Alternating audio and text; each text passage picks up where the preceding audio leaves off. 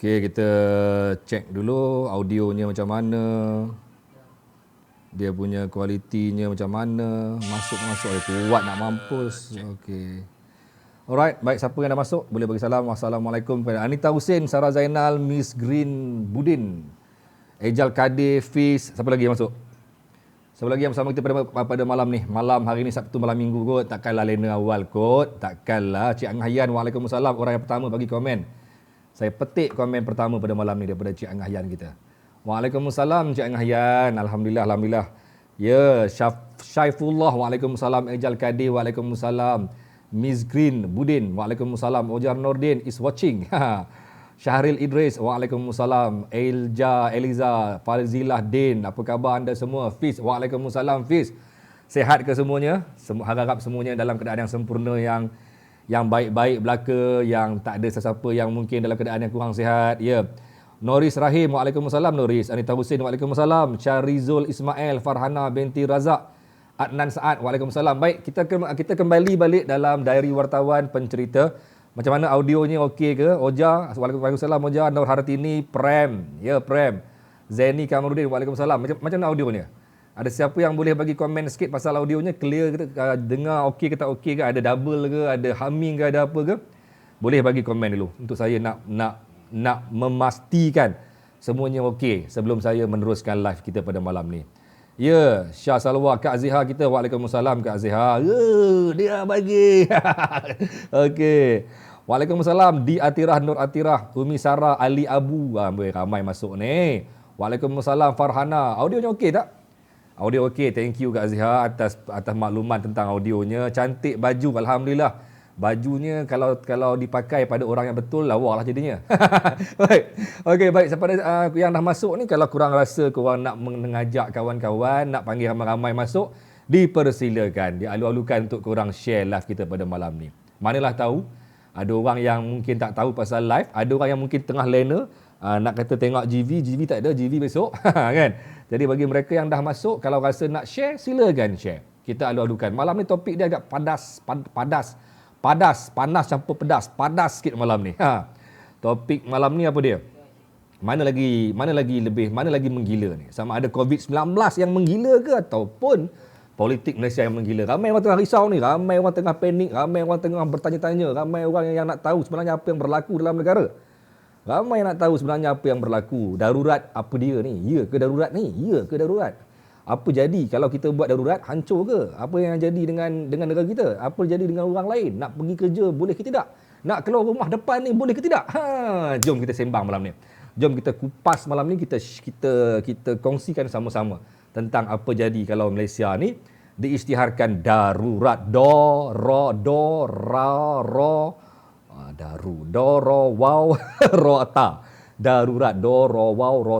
darurat kan? Okey ke?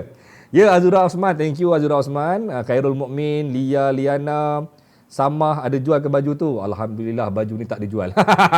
Baju ni tak dijual sebab baju ni limited edition untuk pencerita pakai sahaja kan. Okey, baik. Ya, thank you Syah Salwa kerana sharing. Nurizamuddin, total. Ya, baik. Apa khabar semua? Saya, kalau tanya saya ni sihat ke tak? Saya ni dalam keadaan yang saya boleh letak 99% lah. Dia on and off. Kejap datang, kejap menghilang. Kejap datang, kejap menghilang. Kejap dia mengah, kejap dia okey. Kejap dia bertenaga gila-gila, kejap dia penat. Jadi tu biasalah.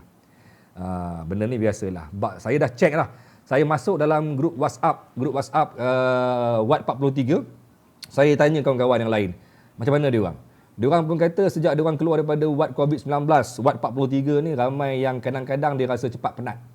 Ramai yang malam pukul 9 dah mula mengantuk. Saya alhamdulillah lah tak sampai ke peringkat nak mengantuk ni. Saya cuma rasa macam dia mudah lesu lah, mudah lesu. Kalau dulu kan, kalau kau ingat lagi kan, ketika saya review balik tau. Saya nak buat saya punya buku ni. Buku saya untuk makluman semua ditukar tajuknya. Saya mengambil kesempatan, mengambil pendapat kawan-kawan yang lain, saya tukar tajuk daripada asalnya cikgu COVID kena COVID, saya tukar tajuk kepada kes 12533. Dengar macam ganas sikit kot. macam crime case. kes 1253. Bagi mereka yang baru bersama dengan saya malam ni atau mereka yang first time masuk dalam live dari wartawan, saya Azrul Afandi Sobri, ialah bekas pesakit COVID-19 yang menginap dekat Ward 43, Hotel Sungai Buloh, Hotel Sungai Buloh, Hospital Sungai Buloh ataupun Pusat Kawalan Kusta Negara, dan saya didaftarkan di bawah nombor badan, nombor siri 12533. Pesakit yang ke-12,533. Okey, baik. Jadi bagi mereka yang bersama pada malam ni, terima kasih dan selamat bersama dengan Dari Wartawan. Baik, kita nak baca dulu komen-komen seorang dua ni sebagai intro mukadimah kita kan. Waalaikumsalam Salawati Muhammad siapa ni? Muhammad Hisham. Umi Sarah, ya, kes 12533, Anmiseri, K Abdul Kadir dan share. Thank you Azhari Ais. Semoga Cikgu Azrul sihat seperti dulu. Amin. Kita aminkan. Aminkan doa dia. Amin ya rabbal alamin. Baik. Tuan-tuan, ya AB Abad line agak slow . Kenapa line slow? Saya punya line okey je kot. Korang rasa macam mana saya punya line? Saya nampak macam okey. Kalau line slow tu mungkin line korang lah. Saya dah review balik saya punya line. Saya rasa okey. Cuma comeback balik tadi, saya dah review balik saya punya live yang sebelum-sebelum ni. Daripada 16 Mac saya buat live yang pertama pasal COVID-19 dekat Port Dickson, dekat Sri Pena Port Dickson. Saya review balik daripada 16 Mac sampai membawa ke depan sebelum saya masuk ward COVID ni. Sebelum saya disahkan sebagai pesakit COVID ni, saya dah buat review balik. Time dulu kan saya boleh buat 2 jam. 2 jam setengah. Boleh belasah, ketawa tanpa henti, gelak, ketawa ceria kan. Tapi sejak saya kena COVID ni, sejak saya keluar daripada Ward 43 ni, saya memang rasalah saya punya badan macam tak lagi. Buat sejam live dah mula rasa macam mengah, nak batuk, nak Okay, alright. Baik tuan-tuan. Sebelum kita pergi lebih jauh tuan-tuan, apa jadi ni? Hari ni Malaysia buat pertama kalinya dalam sejarah COVID-19 di Malaysia tuan-tuan. Pertama kalinya kita mencatatkan sehingga 1,228 kes, 1228. Jangan beli nombor ekor. Okey. 1228 kes yang paling tinggi dalam sejarah COVID-19 menghuni bumi Malaysia. Daripada kes yang pertama, warga Cina yang merentas sempadan negara masuk daripada Singapura ke Johor, itu kes pertama yang dikesan. Dan kes kedua yang melibatkan kluster Uda Holdings, yang ketiga melibatkan kluster Jemaah Seri Petaling. Tak pernah kita catat sampai 4 angka, 4 digit. 4 angka tuan-tuan, 1228 kes baharu hari ini. Sabah saja ada berapa? Sabah saja ada 889 kes tuan-tuan. Ramai yang kata ini salah politik, ramai yang kata ini salah pilihan raya negeri Sabah. Bagi saya betul. Saya setujulah juga. Memang ada puncanya juga disebabkan oleh pilihan raya. Tapi saya ulang balik apa yang saya sebut ketika saya mula-mula buat live dulu, ketika saya sibuk memperkatakan tentang COVID-19 tuan-tuan. Saya dah bagi tahu korang semua. Selagi mana Malaysia tidak membuat mass screening, selagi mana Malaysia tidak mengamalkan, tidak mempraktikkan mass screening seperti apa yang Singapura buat dulu. Korang ingat tak dulu Singapura macam mana? Singapura dulu pun harian punya kes tinggi, 400, 500, 600. Kan? Singapura dulu pada mula-mula dia punya harian punya kes tinggi disebabkan dia membuat mass screening. Semua orang dia buat, semua warga asing dia buat, semua pekerja-pekerja asing dia buat tuan-tuan. Menyebabkan Singapura mencatatkan kes yang sangat tinggi ketika itu. Malaysia dengan belagaknya rasa macam kita ni tak banyak pun, dia orang banyak. Tapi sebenarnya ada sebab kenapa mereka banyak, kerana mereka membuat mass screening. Dan sekarang ni tidak mustahil dan tidak pelik pun sebenarnya. Tak pelik langsung kenapa tiba-tiba sekarang ni Malaysia mencatatkan kes yang menggila. Sebab tuan-tuan, sekarang ni dekat Sabah mass screening sedang dibuat secara besar-besaran tuan-tuan, dan melibatkan berapa kluster? Banyak kluster. Malah di Selangor saja sekarang ni tuan-tuan, di Selangor saya cek balik. Di Selangor sekarang ni dia ada, di Selangor saja, mana tadi saya lupa dah, saya dah mula lost ni. Di Selangor sahaja, mana dia? Selangor. Mana engkau Selangor? Selangor saja tuan-tuan, dia ada lebih kurang, tadi saya nampak tadi, ada berapa kluster yang aktif. Banyak sebenarnya, tapi hari ini saja ada tambah lagi kluster di Selangor tuan-tuan. Dan difahamkan di Selangor tuan-tuan, tak apalah lupakan dulu dia punya angka tu. Difahamkan di Selangor tuan-tuan, di Selangor ada 6 kluster, sekurang-kurangnya 6 kluster melibatkan tempat kerja. Kita masih ingat lagi, peningkatan ataupun kes ataupun kluster melibatkan tempat kerja ialah kluster eksekutif. Yang pertama sekali, kalau korang ingat lagi, saya masih lagi ingat ni, otak saya ni, walaupun orang kata pesakit COVID-19 akan berdepan dengan 2 situasi besar selepas dia keluar daripada wad. Ini dikatakan, dikongsikan oleh WHO. Ada dua kemungkinan yang akan melanda pesakit COVID-19 macam saya ni. 2 kemungkinan. Yang pertama, kemungkinan dia ialah mudah penat. Yang kedua, kemungkinannya ialah mungkin ada possibility untuk kena amnesia. Amnesia itu penyakit mudah lupa. Tapi alhamdulillah saya masih lagi boleh ingat antara kluster pertama, bukan yang pertama lah, antara kluster yang banyak dikesan pada peringkat awal ialah kluster eksekutif, melibatkan pekerja-pekerja ataupun mereka yang terlibat dalam mesyuarat, melibatkan UDA Holdings, melibatkan big management dalam UDA Holdings. Tapi dah lama kita tak dengar dah kluster yang melibatkan tempat kerja. Tapi sekarang tuan-tuan, sekarang ni comeback. Ada 6 sekurang-kurangnya ada 6 kluster di Selangor yang melibatkan tempat kerja. Jadi itulah juga yang menyebabkan sekarang ni diorang dah mula pening kepala, diorang dah mula nak buat satu penegasan supaya lama aku hari ni sembang macam formal lah. Okey, supaya work from home dipraktikkan secara padu. Malah saya sendiri tuan-tuan, hari ini dapat message daripada pejabat CEO NSTP, dia minta kepada kalau boleh semua staff work from home, minimize kan. Berapa orang je yang boleh pergi office? Kalau dulu satu office boleh masuk sampai 10 orang. Macam saya lah, saya punya unit multimedia ni besar, ada 34 orang staff.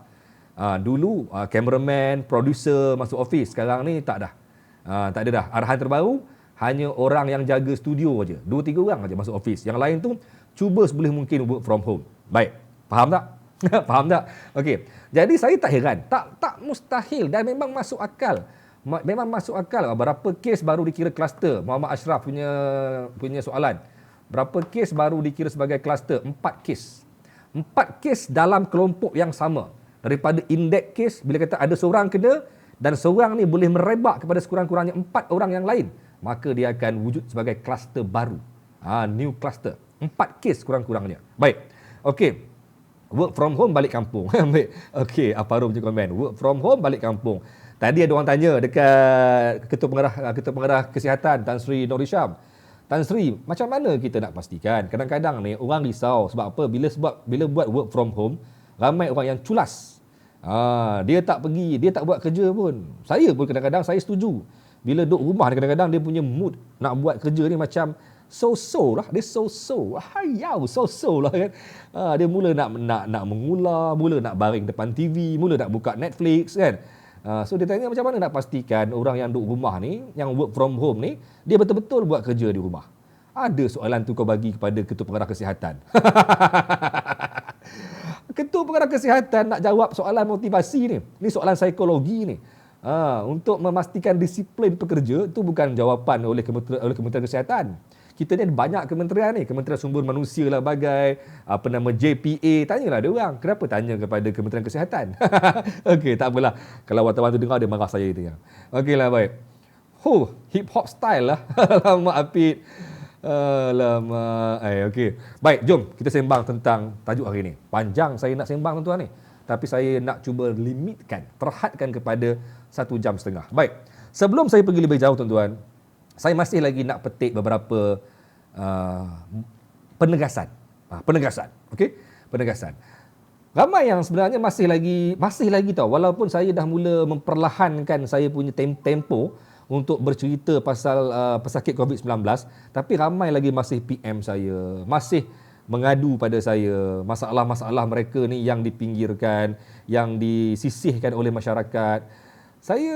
Susahlah saya nak komen pasal benda ni. Disebabkan oleh apa? Disebabkan oleh orang kita Dia tak belajar. Saya ulang. Saya suka ulang benda ni 3-4 kali. Tak apalah walaupun korang kata, cikgu benda ni dah ulang banyak kali, cikgu.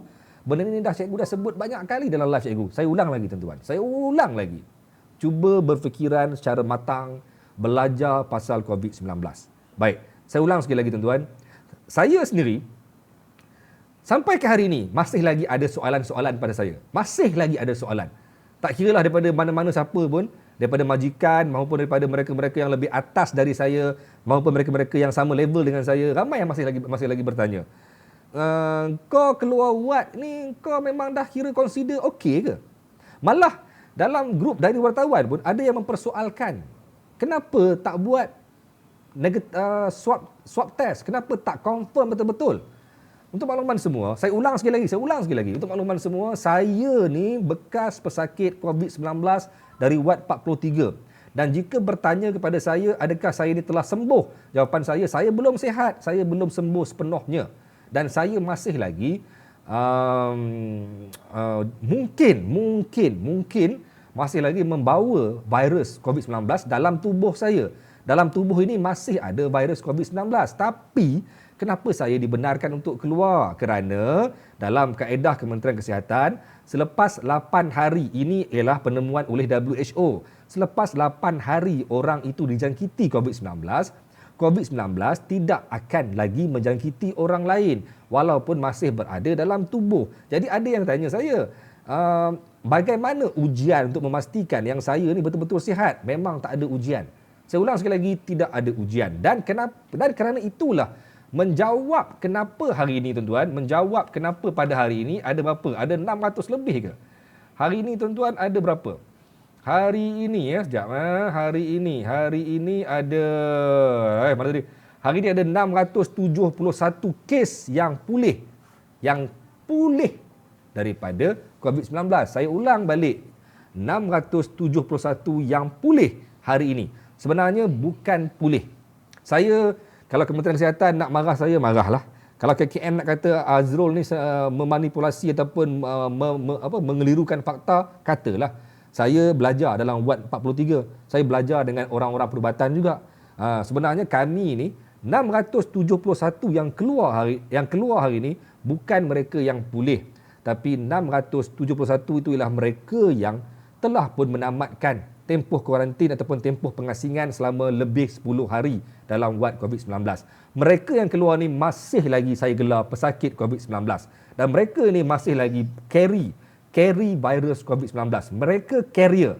Mereka ialah carrier virus COVID-19, tapi yang mereka bawa itu tidak akan menjangkiti orang lain. Jadi, benda ni kena bagi jelas. Orang kena faham. Jangan berselindung. KKM, come on KKM.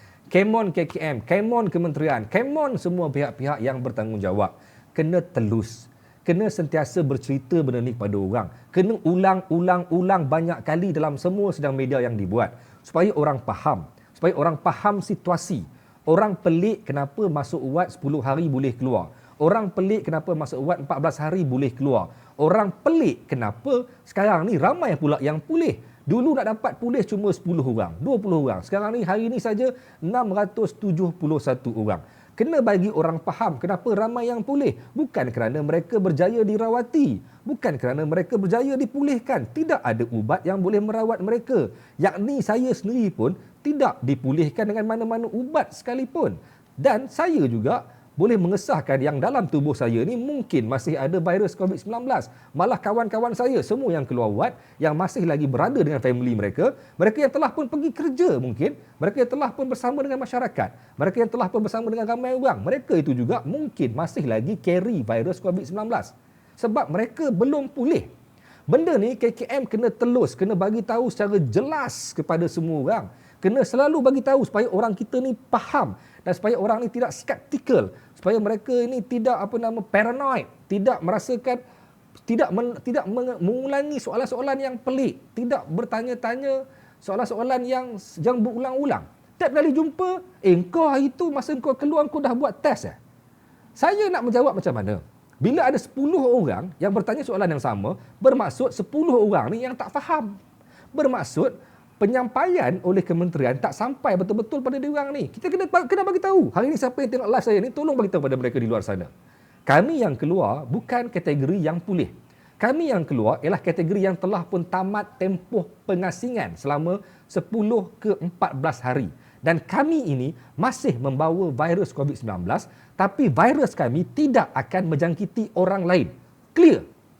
Jadi, kalau orang tanya pula, habis tu kenapa sekarang ni sampai hari ni 671 keluar ubat? Kena bagi tahu. Kena bagi orang tahu kenapa sekarang ramai. Bukan kerana ubat, bukan kerana kejayaan, bukan kerana kehebatan kementerian dalam merawati mereka. Tidak. Mereka tidak dirawat pun. Mereka hanya diasingkan. Yang dirawat ialah mereka yang ada gejala, mereka yang ada simptom, mereka yang sakit dibawa masuk ke ward COVID-19. Mereka memang dirawat, tapi bukan dirawat dengan ubat COVID-19. Hanya dirawat dengan ubat anti radang. Bukan ubat COVID-19. Jadi, adakah kita ada kemampuan merawat pesakit COVID-19? Tidak sama sekali. Kementerian Kesihatan hanya memastikan rawatan yang diberikan supaya penyakit-penyakit lain, komplikasi-komplikasi lain tidak menjadi lebih teruk daripada stage 3 kepada stage 4 kepada stage 5. Itu yang kementerian buat, itu yang KKM buat, itu yang doktor-doktor buat. Mereka bukan bagi kita ubat untuk rawat COVID-19. Tidak. Mereka hanya make sure kalau orang tu ada kencing manis, make sure kencing manis dia tidak sampai menjejaskan kesihatan dia. Kalau dia tu ada masalah paru-paru, jaga paru-paru dia, bagi bantuan pernafasan. Itu yang mereka buat. Dan mereka bukan memulihkan COVID-19 dalam tubuh pesakit itu. Kami ini hanya diasingkan. Selepas tempoh 14 hari atau 10 hari ke 14 hari diasingkan, kami boleh keluar dan bersama dengan masyarakat. Walaupun realitinya dalam tubuh kami masih ada virus COVID-19. Benda tu kena clear. Benda tu kena bagi tahu. Benda tu kena jelas. Saya tahu kementerian dah bagi tahu banyak kali, tapi kena ulang-ulang lagi sebab orang kita ni malas membaca. Orang kita ni malas berkongsi. Orang kita ni suka skeptical. Orang kita ni suka paranoid. Kadang-kadang benda yang baru dengar guruh berdentum, air tempayan dibuang. Baru dengar bunyi guruh, air tempayan dibuang. Baru dengar orang nak buat swab test. Baru dengar orang yang nak dibuat swab test. Satu family dipinggirkan. Baru dengar orang yang dalam kategori person under investigation ataupun mereka yang baru disyaki COVID-19. Sudah satu taman bercakap jangan dekat dengan rumah dia. Nampak tak? Itulah masalahnya pada orang kita. Dan kerana itulah saya tak setuju bila KKM kata pesakit COVID-19 kena ada komuniti dia sendiri. Kena support each other untuk nak bagi tahu pada orang ramai. Itu bukan kerja kami. Itu kerja mereka yang bertanggungjawab, yang menangani isu negara sekarang ni. Jangan sibuk dengan politik semata-mata. Jangan sibuk dengan politik. Jangan sibuk dengan kuasa. Jangan sibuk perebutan jawatan PM. Tapi ini ialah masa untuk kita nak clear cut. Jangan bagi orang panik. Orang panik tengok angka. 1,228. Siapa tak panik? Semua orang panik. Semua orang panik. Malaysia tak pernah catat ribuan kes. Malah Malaysia tak pernah catat lebih 500. Paling tinggi 227. Paling tinggi harian punya kes 227. Masa bila? Masa dekat depoh tahanan imigresen Semenyih. Itu paling tinggi 227 harian kes. Tapi sudah lebih 10 hari. Sudah lebih 10 hari kes harian mencatatkan sehingga 800, 900, 1,000 lebih, 700, 600. Orang kita panik. Walaupun realiti dia sebenarnya, angka itu muncul, angka itu nampak begitu kerana banyaknya saringan dibuat. Buatlah banyak-banyak saringan, maka banyaklah dia punya result. Buatlah banyak-banyak ujian, maka banyaklah yang kita kesan. Contohnya kalau kita pergi cabut satu genggam rumput, mungkin dapat jumpa 2 rumput yang mati. Tapi kalau cabut satu padang punya rumput, dapatlah jumpa lebih banyak rumput yang mati. So benda itulah kena bagi clear. Bukan kerana COVID-19 sekarang ni tengah datang tiba-tiba menggila. Tidak, tuan-tuan. Ini realiti yang orang kena faham. Kena bagi orang faham. Jangan sibuk nak hanya tunjukkan angka. Jangan sibuk dengan hanya nak tunjukkan data harian yang mati berapa orang, itu berapa orang. Kita sekarang ni, kita kena juga ada satu kerja social work. Kita kena bagi tahu pada orang supaya orang ni clear. Okey? Kena bagi orang tu clear. Jangan sibuk dengan politik saja. Okey, baik, stop jap. Saya tengok komen ya. Banyak komen ni. Panik dengan angka COVID sekarang. Panik dengan politikus juga. Alamak, Cik Angah. Okey, politikus tu apa? Ada polis yang mengejar tikus ke? Okey. Okey. Kaki toksik. Apa benda tu? Kaki toksik hang ni. Siapa ni? Siapa dia? Siapa dia? Siapalah? Siapa yang sedang menyebarkan ketoksikan dalam saya, ketoksidan dalam saya punya live ni. Silakan taburkan. Lepas live saya delete dia. lepas live saya block dia. Tak ada masalah, biar dia masuk. Biar dia masuk. Orang-orang toksik ni biar dia masuk. Lepas live kita block dia. Okey, baik. Okey, minum air dulu. Baik, thank you Aparul Kopi O Tanam hari ni. Buku belum rilis. Buku akan dilancarkan pada 11 hari bulan 11. Tapi mungkin hari Selasa saya akan buat jualan pre-order. Ada hadiah untuk mereka yang masuk pre-order. Okey, baik. Geng-geng baca komik Simpson. Delete yang toksik. Ada toksik ke? Saya tak nampak lah. Nur Azila, ada yang toksik ke? Ada yang panas dengan story cikgu ni. Ada yang panas ke? Biarlah dia yang panas. Itu reality, Bat. Master. Itu reality. Kita kena bagi orang faham. Senang aja. Apa salah apa ya? Cuba bagi tahu dekat mana part saya salah. Kita kena bagi tahu reality. Kita kena bagi tahu benda yang sebenar. Orang kita kena faham kaedah. Kaedah bagaimana COVID-19 masuk dan keluar. Kaedah macam mana COVID-19 bersarang dalam tubuh. Kaedah macam mana COVID-19 ni boleh menjangkiti orang lain. Itu kita kena faham. Kita kena faham benda tu je. Kalau faham benda tu, insya-Allah kita takkan ada orang yang skeptikal. Takkan ada orang yang paranoid.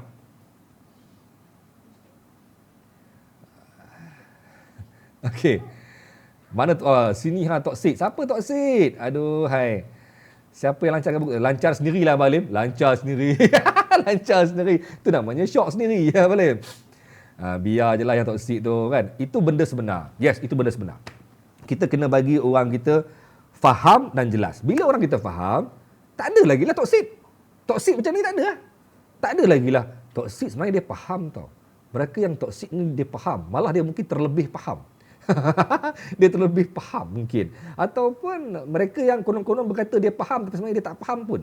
Mereka yang belagak faham tapi dia tak faham pun. That's why kementerian kena tegas. Tadi saya sembang dengan kawan saya, seorang rakan media. Saya sembang dia. Saya kata Tan Sri Nur Hisham mungkin perlu buat sesuatu untuk nak menjelaskan kepada orang tentang pelbagai tohmahan, pelbagai fitnah yang datang kepada mereka. Ada yang kata Tan Sri Nur Hisham sebagai ejen Dajjal. Freemason dan sebagainya. Ejen Dajjal tu dah kira biadab tu.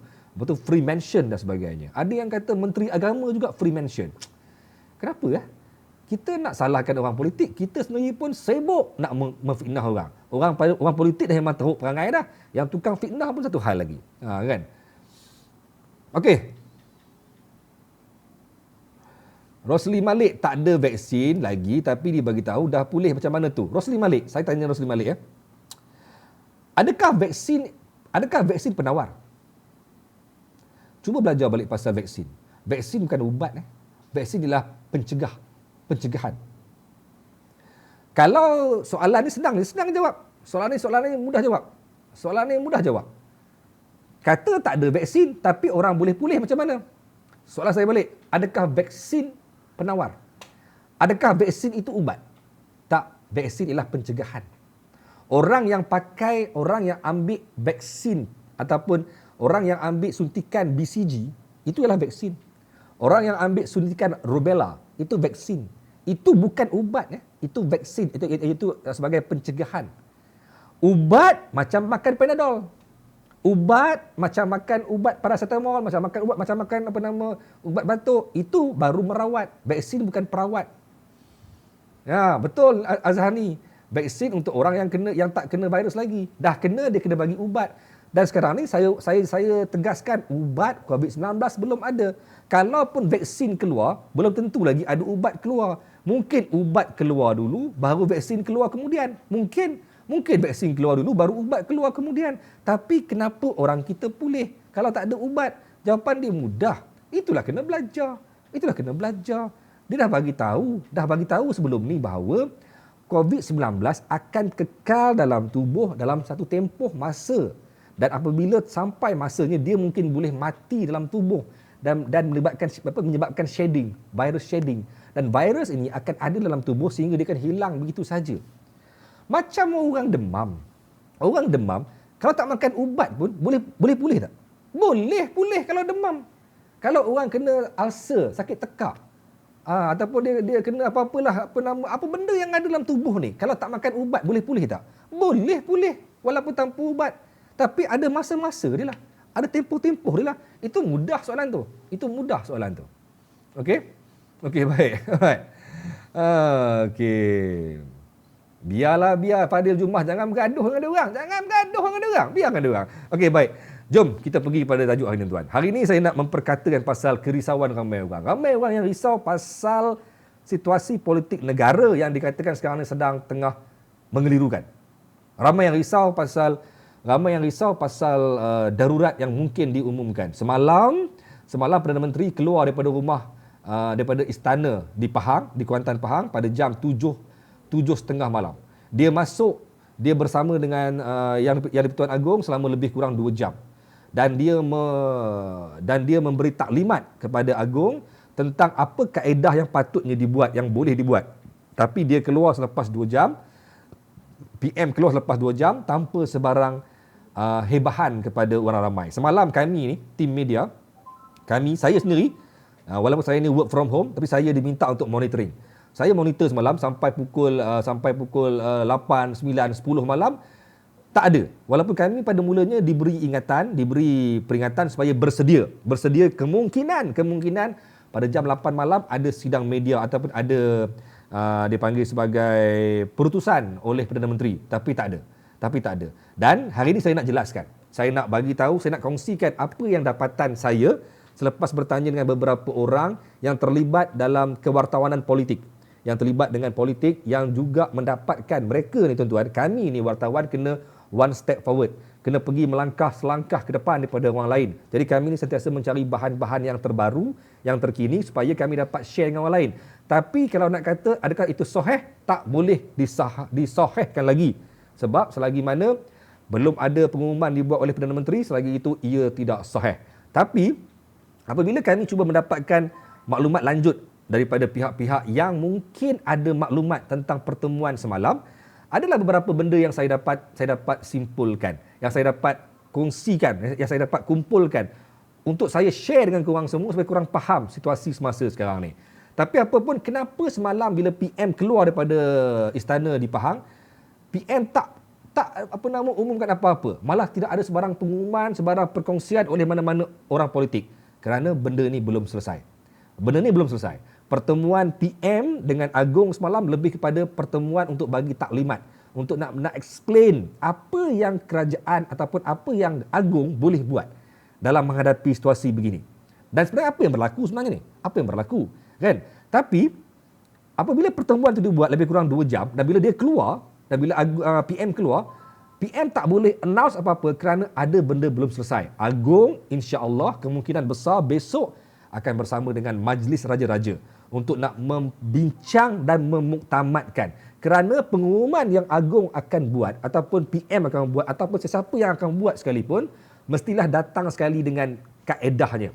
Contohnya, tak bolehlah PM umumkan ataupun Agong umumkan darurat diisytiharkan, tapi tanpa ada bagaimana kaedahnya. Maksudnya bila diumumkan apa yang boleh, apa yang tak boleh, boleh pergi mana, boleh keluar mana, apa yang berlaku, itu ini, siapa ni, benda tu kena clear cut, kena ada. Dan inilah yang saya difahamkan, inilah yang Perdana Menteri bentangkan semalam, apa kaedah yang boleh dibuat, apakah dia punya solusi dia, apakah dia punya pelaksanaan yang boleh dibuat jika ada pengumuman yang dibuat oleh mana-mana pihak.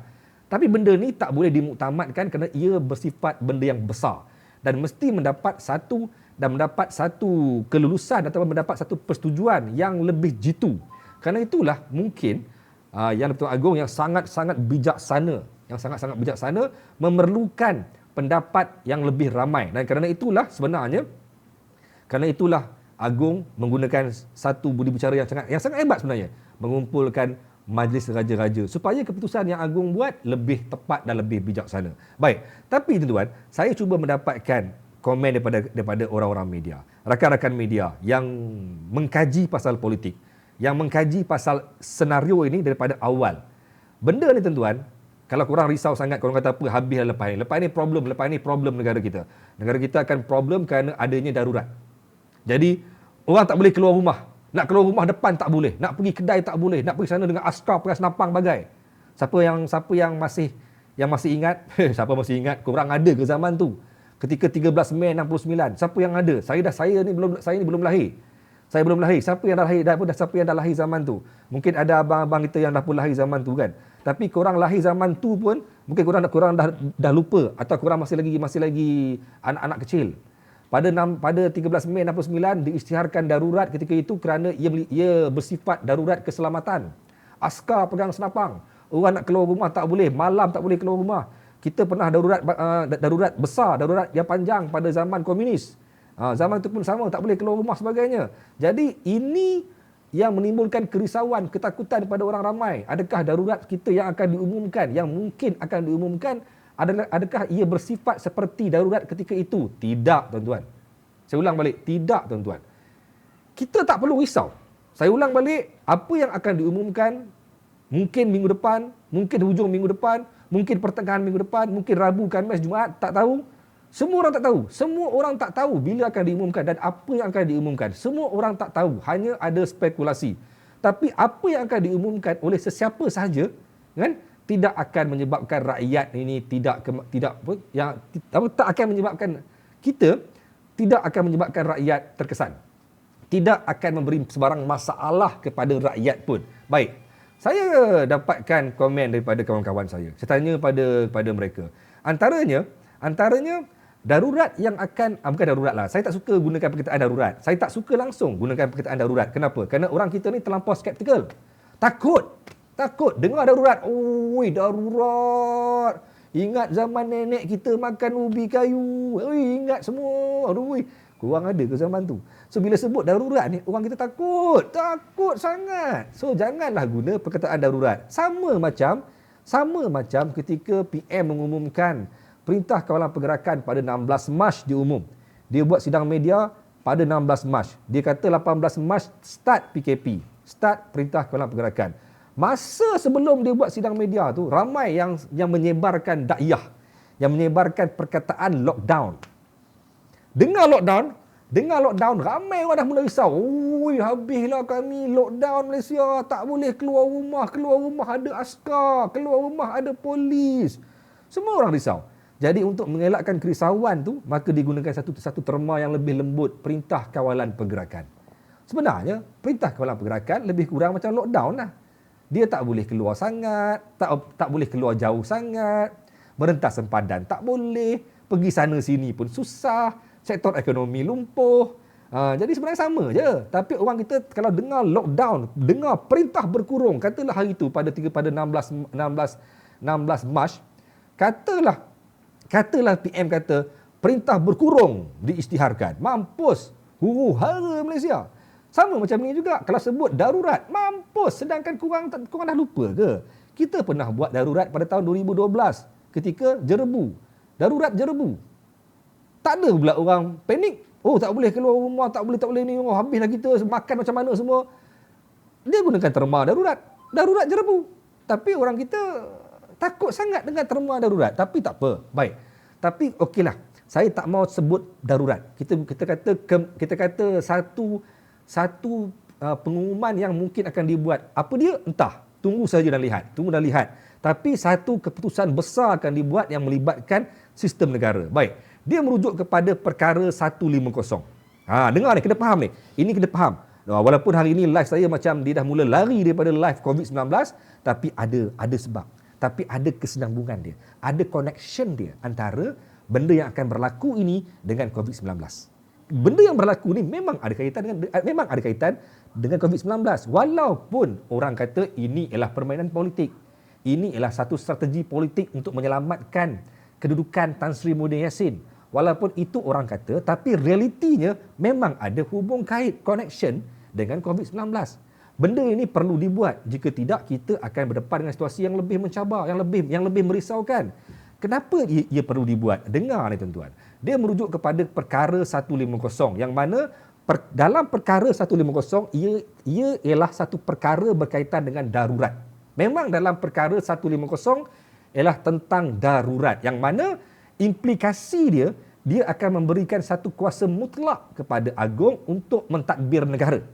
Dia menyerahkan secara mutlak kepada Agong untuk mentadbir negara. Macam zaman-zaman dulu-dululah, zaman-zaman Sultan Melayu Melaka. Sultan sebagai orang yang berkuasa, bendahara buat kerja dia, Laksmana buat kerja dia, Temenggung buat kerja dia di bawah pemerintahan yang mulia, iaitu yang sultan ataupun raja time tu. Sama juga, dia bagi satu kuasa mutlak kepada Agong untuk mentadbir negara. Dan Agong akan menyerahkan kepada 4 badan utama. 4 badan utama yang akan menjalankan kalam baginda. 4 badan utama, 4 individu utama yang akan melaksanakan kalam baginda, iaitu Perdana Menteri, iaitu Panglima ATM, iaitu Ketua Polis Negara dan juga kepada Peguam Negara. 4 ni saja yang akan menjalankan kalam baginda. So bagaimana sistem negara akan digerakkan? Terpulang kepada baginda. That's why sampai sekarang kita tak tahu sebenarnya apakah kalam baginda. Adakah kalam baginda mahukan sekian-sekian diubah? Adakah kalam baginda mahukan itu tak boleh, ini boleh? Tak tahu. Siapa pun tak tahu. Tapi kalau merujuk kepada perkara 150, darurat ataupun benda yang melibatkan perintah ni memang boleh dibuat, dan memang pada ketika ini saya nampak malah ramai penganalisis politik, ramai orang yang melihat situasi semasa nampak benda ni memang nampak macam akan menghala ke arah itu. Apakah darurat yang akan dibuat? Adakah ia darurat politik? Adakah ia darurat kesihatan? Adakah ia darurat keselamatan? Tak tahu. Tapi orang nampak dua je kemungkinan, sama ada darurat politik ataupun darurat kesihatan. Tapi dua-dua ni sebenarnya membawa kepada implikasi yang sama, iaitu tidak akan memberi masalah kepada orang ramai. Orang ramai jangan risau. Rakyat, korang semua ni jangan panik. Tadi pun Agong dalam dia punya kenyataan oleh penama Datuk apa tu? Saya lupa dah. Kenyataan istana mengatakan rakyat jangan panik. Agong minta orang jangan panik. Tak perlu risau apa pun. Kalau korang dalam Selangor, dalam PKPB, korang duduk di rumah, jangan pergi mana-mana. Nak pergi kerja, ada surat pergi kerja. Nak merentas daerah, sila dapatkan surat. Sama je amalan dia. Bila zon korang kena PKPD, korang stay dalam kawasan korang. Sama je. Tidak sampai korang semua kena tutup pintu, tutup gate. Semua dalam rumah tak boleh keluar, askar tunggu di luar. Tidak sebegitu pun. Ini bukan darurat perang. Ini bukan darurat keselamatan. Ini bukan kita berdepan dengan situasi seperti mana darurat pada 13 Mei 69 dengan darurat pada zaman komunis, dan juga darurat ketika yang berlaku di Kelantan ketika darurat politik. Yes, di Kelantan pernah berlaku darurat politik juga, tapi time tu darurat dibuat kerana berlakunya pertembungan, pergaduhan besar antara dua parti politik di Kelantan time tu untuk menukar kepimpinan menteri besar time tu. So different. Sekarang ni tak ada pergaduhan. Tak ada huru-hara, tak ada kacau bilau. Tak perlu pun sampai kerajaan melaksanakan darurat keselamatan yang totally lockdown, perintah berkurung. Tak perlu pun. Cukup dengan melaksanakan SOP. Cuma sekarang ni ada 3 sebab. Ada 3 sebab kenapa darurat ini perlu dibuat. Kenapa pelaksanaan ini perlu dibuat. Okey?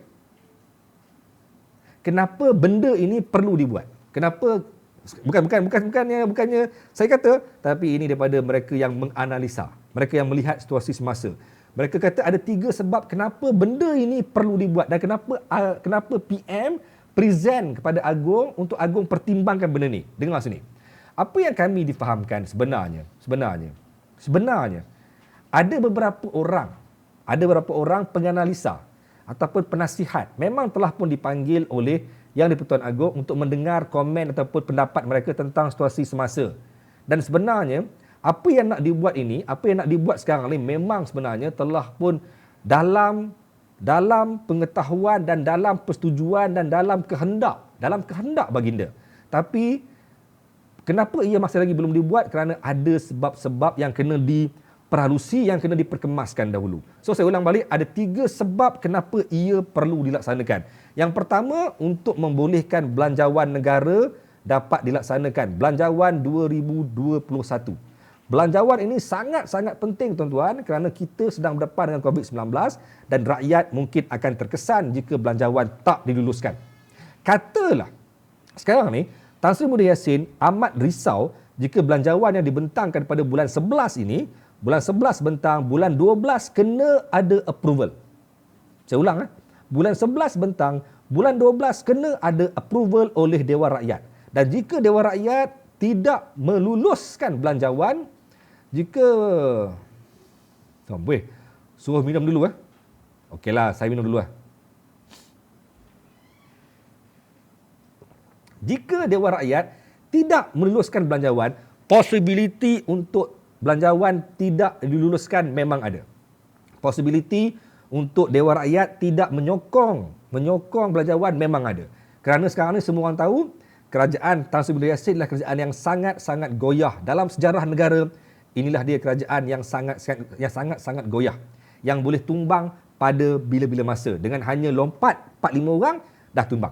Jadi situasi sekarang ni ramai orang tahu ada camp Zahid, ada camp Tan Sri Muhyiddin Yassin, ada camp Anwar, ada camp Tun Mahathir, ada camp itu camp ini, menyebabkan Tan Sri Muhyiddin Yassin berdepan satu situasi yang sangat-sangat mencabar, yang memungkinkan belanjawan dibentangkan pada bulan 11 tidak akan diluluskan. Dan jika tak diluluskan, ia memberi impak besar kepada kita.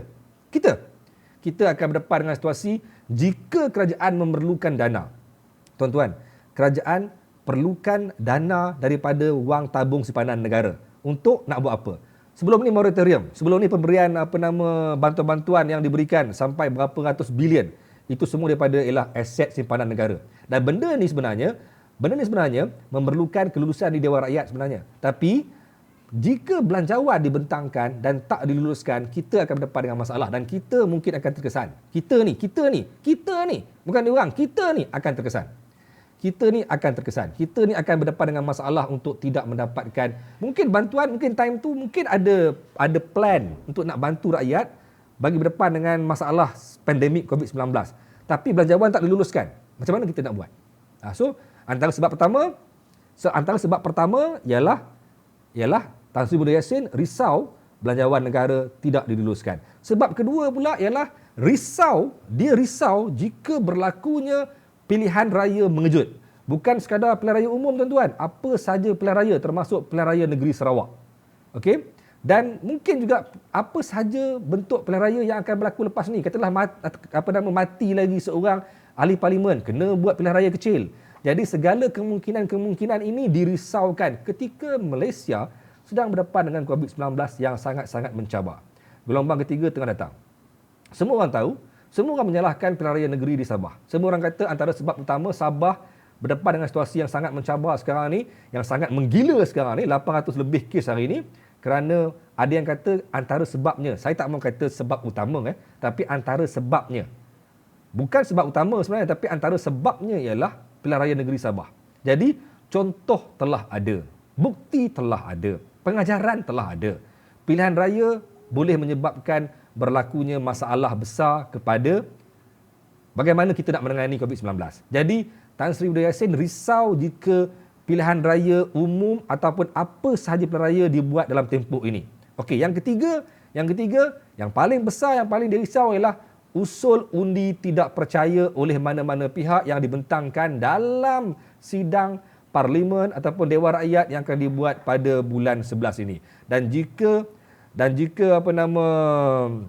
sidang Parlimen ada usul undi tak percaya, kemungkinan besar Tan Sri Muhyiddin Yassin boleh tumbang kerana kedudukan dia memang tak selamat.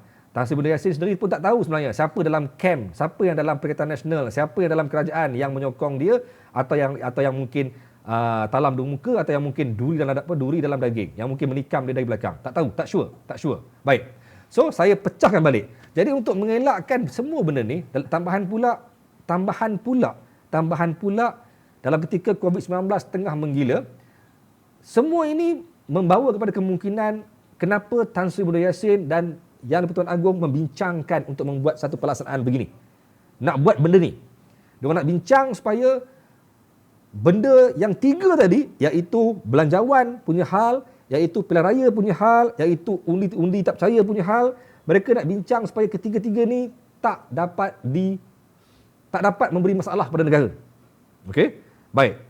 Dengar sini. Betul jika dibuat pilihan raya. Betul jika dibuat pilihan raya, memang betul MKN boleh buat apa sahaja SOP. Korang setuju tak? Buat pilihan raya. Okay, korang kata tak apalah masalah cikgu, buatlah pilihan raya. Apa masalah? Buat SOP. Jangan benarkan orang berkempen, jangan benarkan orang berkumpul, jangan benarkan orang pergi sana sini. Cukup dengan kempen secara online, lepas tu pergi mengundi. Betul. MKN boleh buat SOP macam tu. Tapi soalnya ialah tadi pun sudah ada seorang orang politik, dah ada seorang ahli parlimen yang menghentam kerajaan, yang mengatakan bahawa jangan menutup hak motivasi pula. Jangan menutup hak demokrasi dalam negara. Korang masih ingat tak lagi siapa yang bercakap ketika PRN Sabah? Ketika PRN Sabah, apabila MKN mengeluarkan satu arahan bahawa semua pesakit COVID-19 yang dalam kuarantin tidak dibenarkan pergi mengundi. Siapa yang bising? Antaranya Syafiq Abdal. Syafiq Abdal kata apa? Mana boleh, ini ialah hak mereka untuk mengundi. Mereka patut dapat hak mereka untuk mengundi. Nampak tak? Betul. Jadi, kalau MKN buat apa-apa SOP pun untuk melaksanakan, untuk membenarkan pilihan raya negeri ataupun pilihan raya umum dibuat, walau apa SOP sekalipun, tapi tentangan confirm ada. Tentangan mesti ada punya tuan-tuan. Mesti ada punya tentangan. Akan ada yang kata sebab apa dalam negara, di bawah perlembagaan, memang ada hubung kait yang ada berkait dengan kebebasan individu untuk berpersatuan, untuk bersuara, untuk berkempen ketika pilihan raya. Memang ada dalam perlembagaan. Jadi ini isu dia, isu antara SOP MKN dan juga apa yang boleh dalam demokrasi negara ketika pilihan raya. Dia akan ada konflik kat sini.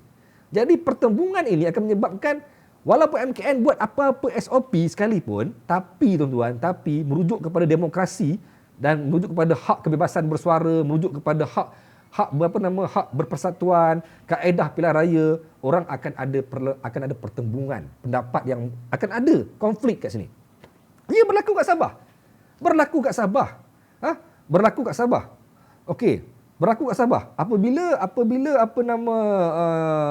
SOP yang pelbagai dibuat di Sabah ketika pilihan raya negeri Sabah tak mampu dilaksana secara total. Sebab apa? Sebab nak marah orang berkempen tak boleh. MKN nak pergi serbu tempat kempen tak boleh. Jadi payah nak serbukan orang kata ini hak kami bersuara, ini hak kami berkempen. Calon patutnya berkempen. Nak pergi serbu, nak tutup tempat kempen tak boleh. Jadi saya mengesahkan SOP cloud di Sabah, SOP hancur lebur di Sabah. Sebab apa? Sebab memang tak mampu sebenarnya untuk nak kontrol. Kerana MKN boleh keluar satu guideline, tapi pihak yang lain ada kaedah untuk nak menjawab balik kepada MKN. Kan? So betul Mat Ori, Datuk Nur Hisham pun dah ulang, jangan ulangi lagi macam PRN di Sabah. Bukan dia saja tau. Ni Mat Ori, bukan Tan Sri Nur Hisham saja yang bersuara tau. Saya tanya kepada SPR. Korang rasa SPR korang rasa macam mana kalau kita buat pilihan raya dalam tempoh yang terhampir ni? Dia orang kata boleh buat. Dia orang memang terpaksa kena buat. Kalau dah memang itu dalam perlembagaan kena buat, dia orang kena buat. Tapi dia orang kata kalau boleh jangan. Sebab dia orang pun tahu betapa susahnya nak kontrol SOP. Betapa payahnya nak kontrol orang kita ketika PRN, ketika PRU, ketika PRK. Susah. Saya pergi ke PRK di Selim. PRK je pun. Bukan PRN. PRK je pun. Kecil aja. Hanya melibatkan dalam daerah Selim River je. Daripada Selim sampai ke Tanjung Malim. Kecil je pun. Tak besar. Tapi SOP cloud hancur lebur. Orang punya ramai turun. Pergi sana, pergi sini, ke sana, ke sini, ke sana, ke sini. Hancur. Itu baru PRK yang sekecil anak. Selim je pun. Bukan besar mana. Bukan Pekan Pahang. Selim je pun. Bukannya Kubang Pasu. Kecil je pun. Tapi huru-hara tuan-tuan. So kalau nak buat PRN di Sabah, dah ada bukti, dah ada sebab, dah ada contoh, dah ada pengajaran yang kita dapat. Berapa ramai yang positif daripada kluster. Dia tak sebut kluster lah. Tapi berapa ramai yang positif selepas pulang daripada PRN Sabah. Antaranya Niha. Antaranya Niha. Niha antaranya. Contoh paling dekat dengan korang ni. Niha. Ini contoh paling clear ni. Jadikan aku sebagai pengajaran ni. Aku balik daripada PRN Sabah, aku kena COVID-19, aku masuk Wad 43 dengan nombor 12533. Di Katil 33. Aku masuk Wad 43, Katil 33, nombor siri aku 12533. Ni dia. Contoh orang balik daripada PRN yang kena COVID. So, bukti dah ada. Jadi sebenarnya, kerana itulah payahnya. Nak buat SOP, buatlah apa pun. Nak buat SOP, buatlah apa pun. Tapi takkan boleh dipatuhi dengan sempurna. Kenapa? Kerana ini pilihan raya. Banyak konflik-konflik yang mungkin boleh menggagalkan sebarang bentuk SOP sekalipun. Faham tak? Faham tak? Lepas tu tuan-tuan, yang kedua sekarang ni, tentang belanjawan negara. Belanjawan negara patut dibentang pada 16 November. Patut dibentang pada 16 November dan ia penting sebab belanjawan ni mesti kena diluluskan. Mesti kena diluluskan pada bulan Disember. Mesti kena diluluskan kerana kalau tak lulus, kerajaan tidak boleh mengambil duit daripada hasil negara. Daripada simpanan negara. Tak boleh. Kenapa? Kalau nak ambil juga apa-apa duit, apa-apa pembelanjaan, yang apa-apa peruntukan, apa-apa benda sekalipun, mesti kena melalui Dewan Rakyat. Dan yang masalahnya yang dibimbangi ialah ia tidak diluluskan. Jadi ada juga dia punya komplikasi lain.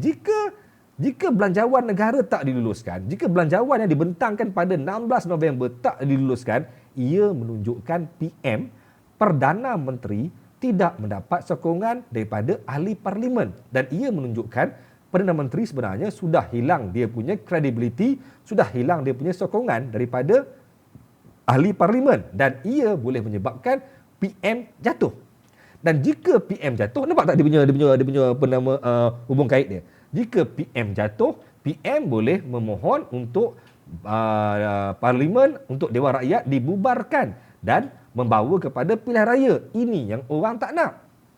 Ini yang orang tak nak. PM boleh ambil jalan mudah dengan membubarkan parlimen dan membuka peluang kepada pilihan raya umum. Dan ini yang orang tak nak. Semua ni ada hubung kait. Apabila belanjawan negara tak diluluskan, dan bila kelihatan Perdana Menteri tidak mendapat sokongan yang jitu daripada ahli parlimen yang ada, tidak cukup sokongan, menunjukkan dia lemah, menunjukkan dia dah boleh jatuh, PM boleh ambil langkah segera untuk membubarkan parlimen, membubarkan Dewan Rakyat, menyebabkan pilihan raya umum boleh dibuat. Dan jika dibuat pula, maka kembali pada tadi yang saya sebut pasal SOP cloud dan COVID akan lebih menggila dalam Malaysia. Yang seterusnya tuan, okey.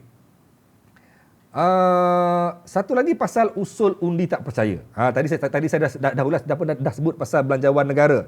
Kenapa kena diluluskan? Kenapa kena diluluskan? Kerana kerajaan memerlukan satu dana yang cukup padu untuk nak menyuntik segala bentuk program, segala bentuk bantuan kepada rakyat dalam tempoh COVID-19. Dan jika ia tak lulus, menunjukkan PM lemah, tumbang kerajaan. Nampak tak? Tumbang kerajaan mungkin boleh buat pilihan raya umum. Sebenarnya kalau korang kata, bagilah pada Anwar Ibrahim. Apa susah? Tak payah pening-pening. Baginda Yang di-Pertuan Agong boleh ambil jalan mudah, tak payah pening-pening. Nah, Anwar Ibrahim, take your seat as a PM. Korang rasa Anwar Ibrahim akan dapat satu kerajaan yang kuat, yang kukuh. Drama ni tak akan berakhir, tuan-tuan. Drama ini tidak akan berakhir. Drama perebutan tempat Perdana Menteri tidak akan berakhir walau siapa pun naik dalam tempoh ini. Pada ketika ini, selagi mana PRU tak dibuat, drama ini tidak akan berakhir. Kerana kalau Anwar ambil sekalipun, Anwar sebenarnya membawa bersama dia beberapa ahli parlimen yang sebenarnya tak solid pun. Siapa kata Anwar dapat solid sokongan? Siapa kata? Adakah korang yakin ahli parlimen UMNO solid menyokong Anwar Ibrahim? Tak. Wayang sebenarnya, wayang. Dia orang sokong pun sokong bersebab je kot. Dan mereka boleh patah balik. Mereka boleh lompat balik. Siapa yang berani kata Tun Mahathir akan sokong Anwar Ibrahim? Tim pejuang akan sokong Anwar Ibrahim? Tak. Kalau betul Tun Mahathir nak bagi pada Anwar, dah lama dia bagi. Dah lama dia bagi. Tak perlu tunggu sampai Muhyiddin Yassin digulingkan. Tak perlu. Siapa yang kata tim muda, tim Syed Saddiq menyokong Anwar Ibrahim? Tak. Siapa yang kata PAS sokong Anwar Ibrahim? Lagilah tidak. Jadi sebenarnya, kalau bagi pada Anwar Ibrahim, adakah korang rasa Anwar Ibrahim ni akan selamat, akan pegang parlimen dalam tempoh yang panjang sehingga PRU? Tak tentu, tuan-tuan. Tak tentuang. Sebab anytime Anwar Ibrahim pun boleh tumbang. So sampai bila benda ni nak selesai? Sampai bila ia akan selesai? Kesian kepada apa nama Yang di-Pertuan Agong. Kesian dekat dia sebab daripada hari tu, daripada zaman Tun Mahathir meletakkan jawatan tu, dia tak pernah dapat rehat dengan sempurna, tuan-tuan. Tak habis-habis. Habis Tun Mahathir masuk COVID. Habis COVID masuk PRN Sabah. Habis PRN Sabah masuk pula dengan isu Anwar Ibrahim ni nak tuntut hak dia sebagai Perdana Menteri. Tak habis-habis. Kalau kata dia bagi pada Anwar Ibrahim sekalipun, adakah selesai? Tak tentu lagi, tuan-tuan. Akan patah balik, pergi mai, bergaduh balik, rombak lagi, tak selesai. Kerana itulah Agong perlu diberi kuasa untuk menentukan hala tuju negara. Kerana itulah Agong perlu diberi kuasa untuk memimpin negara, untuk mentadbir negara. Pada ketika negara sekarang ni tengah bergolak, pada ketika sekarang negara sekarang ni tengah tak boleh ada masalah politik. Dalam tempoh COVID-19 ini, negara tidak boleh ada masalah lain. Tapi Malaysia ni unik, tuan-tuan. Malaysia ni pelik. Pemimpin kita, ahli politik kita, dia orang seakan-akan macam tak nampak tau. Dia orang seakan-akan macam tak nampak situasi COVID-19. Sama ada dia orang ni membutakan mata dia orang, atau sama ada dia orang ni memang buta tuli, atau sama ada dia orang ni memang terlalu memikirkan periuk nasi sendiri, atau sama ada mereka ni memang dah lupa rakyat. Mereka tak pernah fikir tau yang sekarang negara tengah berdepan situasi yang sangat-sangat mencabar. Gelombang ketiga bukan hanya berlaku dalam Malaysia, seluruh dunia, tuan-tuan. Jadi dia orang dalam ketika ini masih sibuk nak merebut tempat sebagai Perdana Menteri. Sibuk nak itu, sibuk nak ini. Dan akibatnya, bila mereka sibuk, orang lain pun sibuk sama. Korang rasa Anwar Ibrahim, orang lain, Anwar Ibrahim ke siapa ke, akan bawa seorang diri, akan bergerak seorang diri bila dia menuntut hak dia? Tak, tuan-tuan. Dia akan bawa sekali dengan dia penyokong-penyokong dia yang akan bersama dalam gelombang Anwar Ibrahim. Yang akan bersama dengan gelombang tu juga nanti ialah para wartawan macam kami. Bila dia orang bergerak, kami pun akan bergerak sekali. Dan bila ini berlaku, mengulangilah pula sejarah ketika Tun Mahathir meletak jawatan, tuan-tuan. Kalau korang tengok apa yang jadi dekat luar Istana Negara. Wartawan berkumpul. Pihak istana siap hantar KFC. Time tu dah COVID tak? Dah COVID. Tapi belum teruk lagi. Belum ada PKP sebab kluster Seri Petaling belum muncul.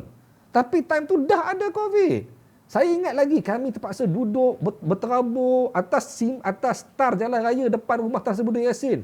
Kami berlonggok kat sana daripada pagi sampai ke malam. Pagi hingga ke malam, tuan-tuan. Tak pergi mana. Siapa yang rasa dia tu alim sikit, pergilah cari tempat solat. Kat mana nak solat? Nak masuk rumah Tan Sri Muhyiddin Yassin? Tak boleh. Kat mana kita orang duduk? Atas star. Jadi wartawan akan pergi ramai-ramai nak ambil bahan berita. So, apa yang berlaku sekarang ni bukan hanya melibatkan Anwar Ibrahim, bukan hanya melibatkan Tan Sri Muhyiddin Yassin, bukan hanya melibatkan Tun Mahathir. Dia membawa sekali dengan satu gerombolan pasukan-pasukan yang akan follow dia, yang akan buat liputan, yang akan menyokong, yang akan menentang sebagainya. Benda ni tak akan selesai, tak akan habis. That's why benda ni sebenarnya bukan sekadar memberi kesan kepada dia orang. That's why orang politik kena fikirlah matang sikit. Kena ada gencatan, relax. Jangan kelang kabut dalam tempoh ini. Semua orang fokuslah kepada COVID. Semua orang fokus. Kenapa masa inilah saya pelik dengan Malaysia ni. Pada ketika krisis yang lebih besar, itu krisis pandemik COVID-19, pada ketika yang sama inilah isu ataupun senario politik kotor sedang berlaku. Serentak dengan ini. Kami ni, para wartawan, tidak pernah rasa tenang, tuan-tuan. Bermula daripada pada masa Tun Mahathir meletak jawatan, kami tak pernah dapat tenang, tuan-tuan. Habis Tun Mahathir punya hal, masuk COVID. Habis COVID punya hal, masuk pula dengan PRK yang ada. Habis PRK yang ada pula, isu Sabah pula. Bila kata isu Sabah, Syafiq Abdal punya isu menentang fight dengan Musa Aman. Konflik berlaku. Tam-tam kau bubar DUN, kau buat PRN. Pada ketika COVID tengah mencabar dan natijah dia apa jadi sekarang ni. Di mana negeri yang paling teruk sekarang ni? Sabah. Allah Ta'ala tunjuk very clear tuan-tuan. Dia tak tunjuk kat Johor. Dia tak tunjuk dekat Melaka. Memang betul Selangor pun tengah teruk, tapi Selangor datang daripada mana tuan-tuan? Berapa kali dalam sidang media oleh Tan Sri KPKM, Tan Sri Kesihatan. Korang dengar balik berapa kali, termasuk hari ni. Saya buka balik hari ni punya. Hari-hari tuan-tuan, hari-hari kalau dia ulang, kalau dia sebut pasal Selangor, dengar ni, saya baca balik. Hari-hari, setiap kali Ketua Pengarah Kesihatan sebut pasal Selangor, ini disebut. Dengar. Mana. Allahu Akbar. Sekejap.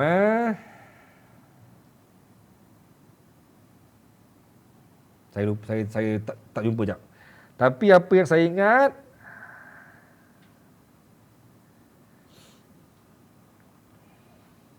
okey, saya tak jumpa teks dia. Tapi apa saya ingat, dia kata gelombang ketiga yang berlaku di Selangor sekarang ni, gelombang ketiga yang berlaku di Selangor bermula daripada kluster Jalan Apas. Gelombang ketiga yang berlaku di Selangor sekarang ini bermula daripada yang mula-mula dikesan. Kluster pertama dikesan di Selangor. Kluster pertama dikesan di Selangor ialah kluster Jalan Apas yang berpunca daripada satu keluarga yang pulang dari Sabah. So, nampak tak? Betul Selangor pun tengah teruk. Betul negeri lain pun tengah teruk. Betul banyak negeri tengah teruk sekarang ni. Tapi yang paling teruk sekarang mana? Sabah.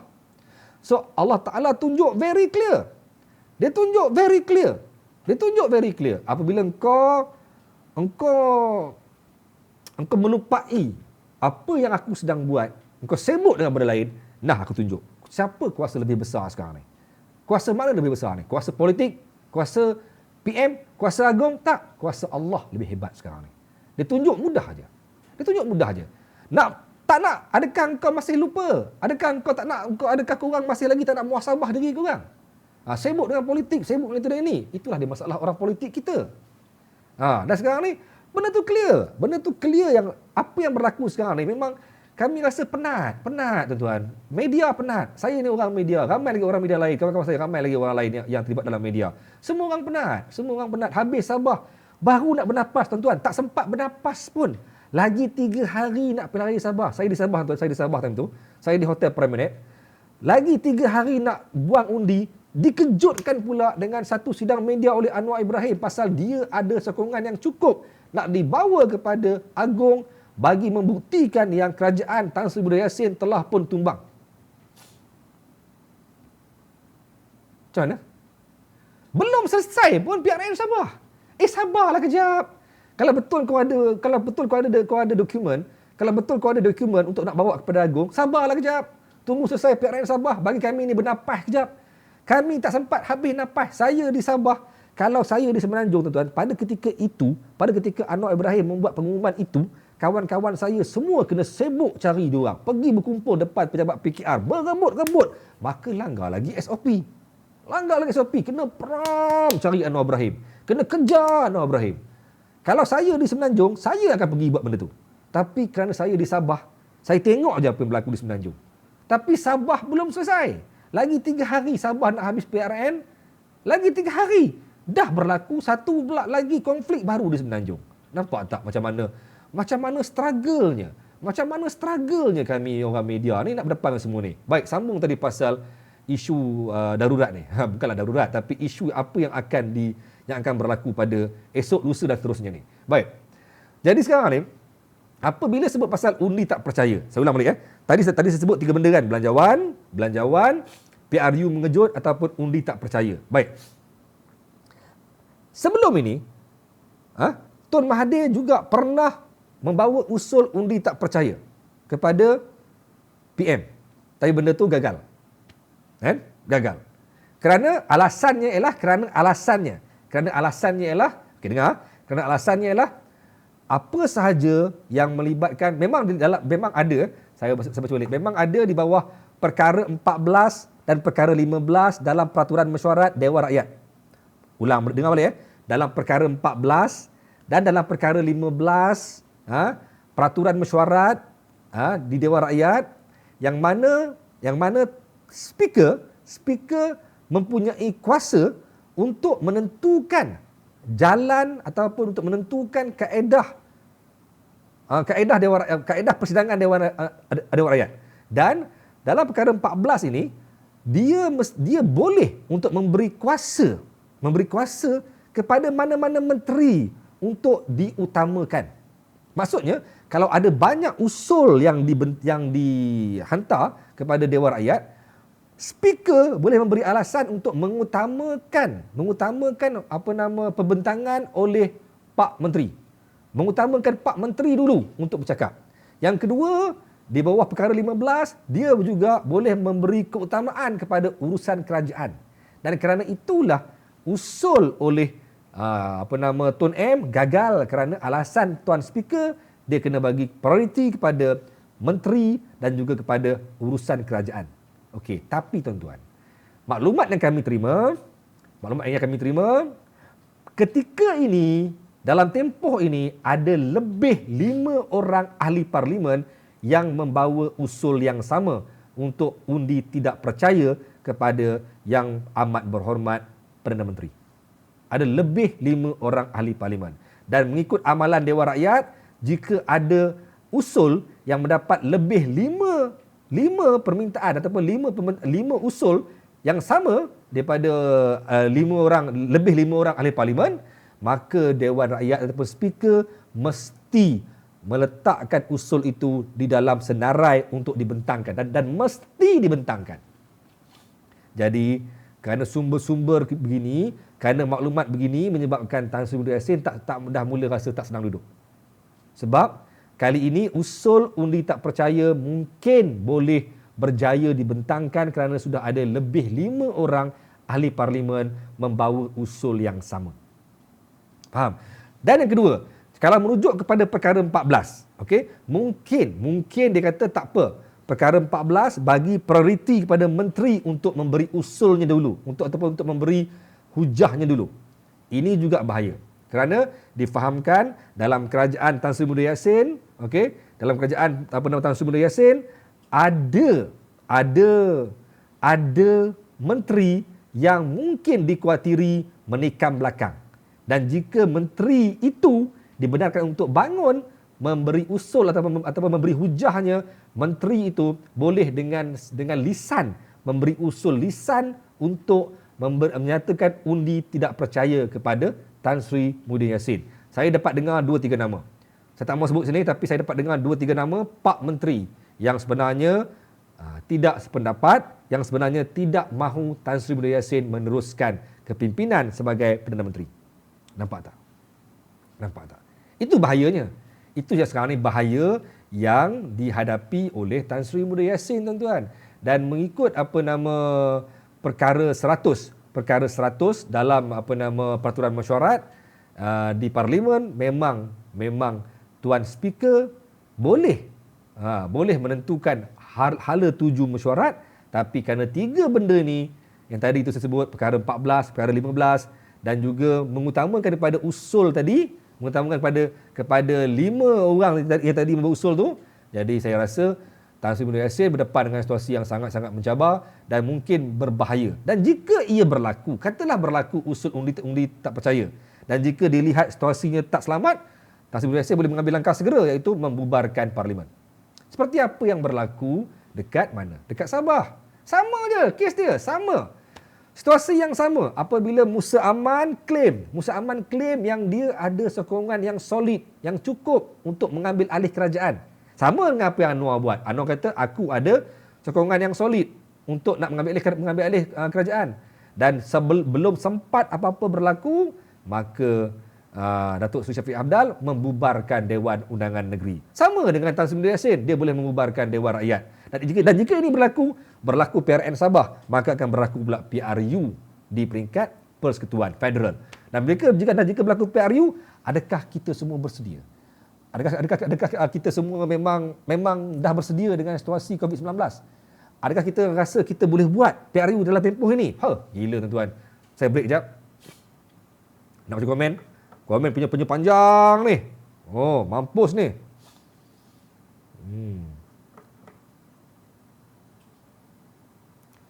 Agong, ini semua duit dan kuasa. Teruk korang ni gaji on time puluh-puluh ribu pun tak bersyukur lagi. Ya kan? Betul tak? Tak sabar nak tengok sidang parlimen di depan. Kalau adalah Zairul Ramli, dengar dulu. Okey. Saya rindu suasana macam dulu. Indahnya hidup bebas berkumpul sanak saudara. Tak takut jika berada di luar, tak payah pakai topeng yang melemaskan. Tapi itulah ada hikmah tau. Dayang Rohana. Cuba kita macam ni Dayang Rohana. Ini bukan dakwah, ini bukan ceramah. Tapi sedikit dakwah kecil lah. Dakwah kecil saya lah. Dayang Rohana, saya talk sekali lagi ya. Kita kena anggap ini bukan sesuatu yang melemaskan. Kita kena anggap segala apa yang berlaku pada tempoh ini, COVID-19 yang datang ketika ini bukan satu situasi yang melemahkan kita. Ini bukan satu bala besar sebenarnya, tapi lebih kepada kita anggap kita buka minda kita, positive thinking kita anggap ini sebenarnya satu hikmah dari Allah untuk nak menyucikan banyak benda. Banyak benda yang telah dibersihkan, banyak benda yang telah disucikan, banyak benda yang telah dibukakan, banyak benda yang telah dilorongkan kepada kita sebenarnya.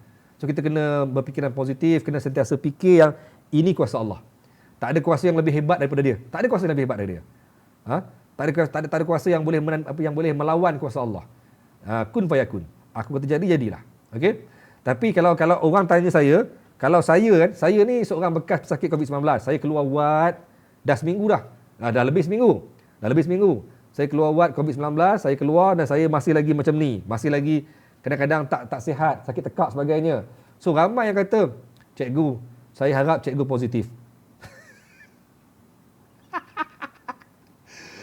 Ramai tu dalam saya punya Facebook, ramai yang bagi komen. Saya rasa komen dia orang tu komen yang baik, komen yang membina, komen yang baik. Cikgu, saya doakan cikgu positif. Cikgu, saya harap cikgu terus positif. Saya harap cikgu kekal positif. Janganlah doa aku ni terus positif. Janganlah doa aku ni supaya kekal positif. Aku nak negatif. Korang doa saya supaya kekal positif. Janganlah saya nak COVID-19 keluar. Saya nak negatif. Saya tak mau dia terus positif. Okey. Janganlah korang. Jangan buat gila. Okey. Janganlah. Ramai-ramai doa. Ramai-ramai kata, cikgu, saya harap cikgu kekal positif. Janganlah. Okey, baik. Ya, stay negatif, okey. Please, Cikgu Azrul. Please stay. Cikgu Azrul, saya harap Cikgu Azrul negatif. Tapi dalam soal ni positif hidup. Betul, Awang Fakir. Positif hidup. Allah Ta'ala tak akan membuat sesuatu tanpa sebab dia. Ada sebab dia. Jangan nak sebutlah pasal Freemason lah, pasal konspirasi lah, pasal Dajjal bagai. Kita fikir Allah Ta'ala buat, ada sebab dia. Allah takkan menguji hamba dia luar kemampuan dia. Ingat itu je. Kita diuji sekarang, ada sebab dia. Kita dibuat apa sekarang ni, ada sebab dia. Kita diberi apa saja semua, ada sebab dia. So kita fikirlah apa sebab dia, cari sebab-sebab dia. Dan muhasabah diri. Sekarang ni nampak pasar. Sekarang ni pub malam. Kelab malam tak dibuka. Orang nak minum arak pun dah payah-payah sekarang ni. Walaupun masih ada lagi yang minum arak kan. Tapi muhasabah dirilah. Okey, baik. Okey. Jap minum air. Minum air kejap. Allahu Akbar. So, come back kepada isu tadi. So, cikgu sekarang ni, apakah bentuk darurat yang akan diumumkan ni? Adakah ia darurat? Adakah yang akan diumumkan ni ialah darurat? Adakah darurat akan diumumkan?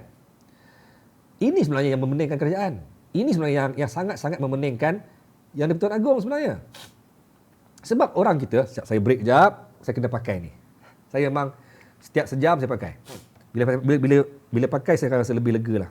Bujurlah ada orang bagi benda ni. Minyak bidara. Sebab saya memang kalau bercakap lama saya akan mula rasa macam dah mula tak sedap. Bekas passion COVID. 12533. Tak bangga, tapi saya rasa macam alhamdulillah aku dipilih untuk menerima ujian dia. Alhamdulillah aku dipilih untuk menerima ujian dia. Baik. Alhamdulillah saya dapat tekanan daripada ramai orang. Ramai belasah saya. Geng-geng anti vaksin belasah saya. Alhamdulillah aku diberi kesempatan untuk menerima hentaman mereka, menerima caci maki mereka. Alhamdulillah, sekurang-kurangnya mungkin pahala mereka dapat saya. Okey, baik. Okey, apakah bentuk darurat yang akan diumumkan? Adakah ia darurat? Sebenarnya itu yang paling memeningkan kepala mereka-mereka di atas ni. Sebab orang kita takut dengan perkataan darurat. Sama macam orang kita takut dengan perkataan swab test. Sama dengan orang kita takut dengan perkataan positif. Sama dengan orang kita takut dengan perkataan COVID-19. Kan? Bila diumumkan PKPD, habis orang risau. Saya dapat call daripada seorang daripada penjara Kajang. Dia call saya. Cikgu, apa nak buat cikgu? PKPD diumumkan untuk penjara Kajang. Saya ni bukan staf penjara cikgu. Bini saya kerja penjara. Saya tak. Saya cuma tinggal di kuartus penjara sebab saya ni suami dia. Tapi saya kerja dekat luar. Bila PKPD dilaksanakan di penjara Kajang, saya nak keluar macam mana? Kalau saya tak keluar, saya kena buang kerja. Betul juga. Sudah. Nampak tak? Itu orang takut dengan perkataan PKPD. Sama dengan orang takut dengan perkataan darurat. Jadi tuan-tuan, saya percaya kerajaan sekarang sedang memperhalusi. Agung, baginda yang Tuan Agong sedang memperhalusi. Adakah perlu mereka menggunakan perkataan darurat? Saya rasa tidak. Mungkin ada terma baru yang akan digunakan. Mungkin gencatan politik, mungkin perintah kawalan politik, entah. Mungkin perintah kawalan negara. Apa sahaja perkataan yang mungkin mereka boleh gunakan, as long jangan gunakan perkataan darurat. Kerana darurat, orang akan flashback kepada, orang akan bam 63, orang akan 69. Orang akan bam kepada tahun 77. Orang akan bam kepada darurat di Kelantan tahun 77. Orang akan bam kepada darurat pada zaman komunis. Orang akan bam. Orang tak fikir pun pasal darurat di Sarawak, tuan-tuan. Darurat yang akan berlaku di Semenanjung, sebenarnya, saya ulang balik, apa yang berlaku di Semenanjung sekarang ni mungkin akan sama seperti apa yang berlaku di Sarawak dulu ketika darurat dilaksanakan, ketika masalah politik di Sarawak. Kerajaan perlu buat darurat kerana untuk menjatuhkan ketua menteri time tu. Di Sarawak dah berlaku. Rakyat tak ada apa pun. Rakyat tak ada apa. Rakyat no issue. No issue for rakyat. Rakyat bebas pergi mana-mana pun. Tapi kepimpinan urus tadbir negara yang berubah. Okey, baik. So, apa dia yang akan dibuat? Adakah ia darurat kesihatan? Adakah ia darurat politik? Okey. Dan jika dia dibuat, ini sumber-sumber yang saya dapat. Sahih ke tidak? Jangan sahkan. Ini hanya sumber-sumber yang saya dapat daripada mereka yang menganalisa politik negara. Baik, jika darurat kesihatan ataupun darurat politik dibuat, sama je, tak kisahlah. Kesihatan ke, politik ke atau apa sahaja, dengan menggunakan perkara 150, yang mana perkara 150 ni ialah memberi kuasa kepada Yang di-Pertuan Agong untuk mentadbir negara. Apabila mereka menggunakan perkara 150, Agong ada full power untuk mentadbir negara dan sebenarnya hanya satu saja kuasa yang boleh membatalkan perintah ini. Satu saja kuasa yang boleh membatalkan perintah darurat atau perintah di bawah perkara 150, iaitu kuasa parlimen, kuasa perlembagaan. Yang mana jika dibawa ke parlimen, jika parlimen mengusulkan untuk membatalkan perintah yang dibuat tadi tu, katalah minggu depan diisytiharkan perintah sekian-sekian, darurat ke apa ke diisytiharkan minggu depan. Katalah diisytiharkan dan pada 2 hari bulan 11, sidang parlimen ataupun sidang Dewan Rakyat dibuat. Time tu ahli parlimen boleh mengusulkan untuk membatalkan tadi punya hal. Dan jika jika majoriti bersetuju untuk membatalkan arahan tadi, peruntukan tadi, perintah tadi, maka ia boleh dibatalkan. Tapi apabila Yang di-Pertuan Agong memiliki kuasa mutlak untuk mentadbir negara, sidang parlimen boleh dibuat dan juga boleh tidak dibuat. Malah belanjawan apa saja perbelanjaan negara, apa saja yang untuk melibatkan negara, apa saja termasuk melibatkan peruntukan negara, boleh diluluskan tanpa melalui Dewan Rakyat. Boleh diluluskan dengan hanya Agong sign, tak perlu masuk ke Dewan Rakyat. Jadi jika diwujudkan perintah sekian-sekian itu, dan jika untuk mengelakkan daripada perintah ini dibatalkan, mungkin sidang parlimen takkan dibuat pada 2011. Dan belanjawan tak perlu dibentangkan sebab apa sahaja akan termaktub di bawah bidang kuasa budi bicara dan juga keputusan oleh Yang di-Pertuan Agong, kerana Agong ialah kuasa mutlak yang mentadbir negara pada ketika itu. Dan apa lagi benda-benda yang lain yang saya dengar yang mungkin boleh berlaku, Yang di-Pertuan Agong mungkin boleh membentuk semula kabinet. Boleh bentuk semula kabinet dengan meletakkan individu-individu yang tertentu di tempat yang sepatutnya. Mungkin kabinet Menteri A berubah ke Menteri B, atau Menteri A digugurkan terus, ataupun Menteri B ditukar dengan Menteri C. Okey. Dan mungkin juga Ketua Pengarah Kesihatan boleh dilantik sebagai Menteri Kesihatan walaupun dia bukan ahli parlimen. Seperti mana yang berlaku kepada Datuk Zul, bukan ahli parlimen tapi dilantik menjadi Menteri Agama sebagai senator. Tapi Agong dengan nasihat daripada Perdana Menteri boleh menerima Ketua Pengarah Kesihatan menjadi Menteri Kesihatan jika dia nak. Kerana mungkin untuk menangani COVID-19 dia merasakan Ketua Pengarah Kesihatan ialah orang yang paling tepat untuk mengendalikan isu kesihatan dalam Malaysia. Dan mungkin KP Kesihatan boleh menjadi Menteri Kesihatan. Dan juga apa yang kami dengar lagi, ini bukan sekadar saya luahkan. Korang kena pegang, apa yang saya sebut ini bukan sekadar luahan saya. Ini ialah satu luahan yang saya dapat daripada yang saya kumpulkan daripada saya punya sembang-sembang dengan orang yang membuat analisa politik. Nama KP Kesihatan tadi saya sebut pun bukan saya buat-buat, tapi itu mungkin boleh berlaku. Dan antara apa yang saya dengar lagi ialah kemungkinan kuasa menentukan kaedah pengendalian kesihatan dalam negara juga mungkin tidak hanya termaktub kepada KKM. Kuasa mutlak Yang di-Pertuan Agong boleh menurunkan kuasa membuat keputusan turun kepada PKD, kepada daerah, kepada negeri. Maksudnya, kalau selama ini KKM yang berkuasa mutlak menentukan apa sahaja keputusan untuk melibatkan elemen-elemen kesihatan seluruh negara, nak buat swab macam mana, nak kuarantin berapa lama, nak duduk wad berapa lama, itu ialah di bawah bidang kuasa KKM semata-mata. Semua PKD, semua negeri kena ikut arahan KKM. Tapi mungkin dengan berlakunya perintah yang baru ini, PKD negeri boleh membuat keputusan sendiri. Katalah saya ni pengarah negeri, saya boleh decide. Saya kata Selangor memerlukan kuarantin 24 hari. Selangor memerlukan semua orang kena buat swab test, kena buat Selangor nak buat mass screening, semua orang Selangor kena buat. Siapa nak pergi kerja di Selangor kena buat swab test dulu. Saya punya arahan. Boleh? Itu mungkin boleh berlaku. Kuasa boleh turun sampai ke peringkat yang paling bawah. Malah mungkin juga kuasa di peringkat KPM, di peringkat Kementerian Pendidikan Malaysia. Selama ni KPM yang decide mana yang nak tutup sekolah, mana yang nak buka, mana yang nak ni, mana yang ni. Lepas ni mungkin boleh turun sampai ke peringkat PPD pun. PPD boleh decide, aku nak sekolah ni tutup, aku nak ini buka, aku nak ini dikurangkan, ini apa, sampai ke peringkat itu sekali tuan-tuan. Sebab dengan perintah yang baru yang dibuat di bawah perkara 150 yang sebenarnya ialah darurat.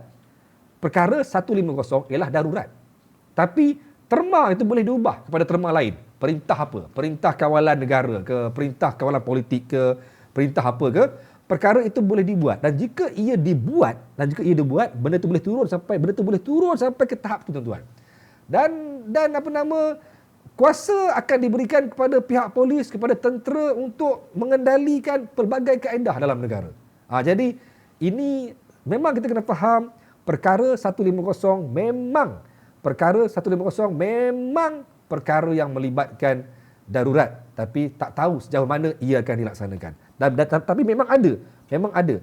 Untuk memberi kuasa kepada Agong, memang kena pakai perkara 150, iaitu darurat.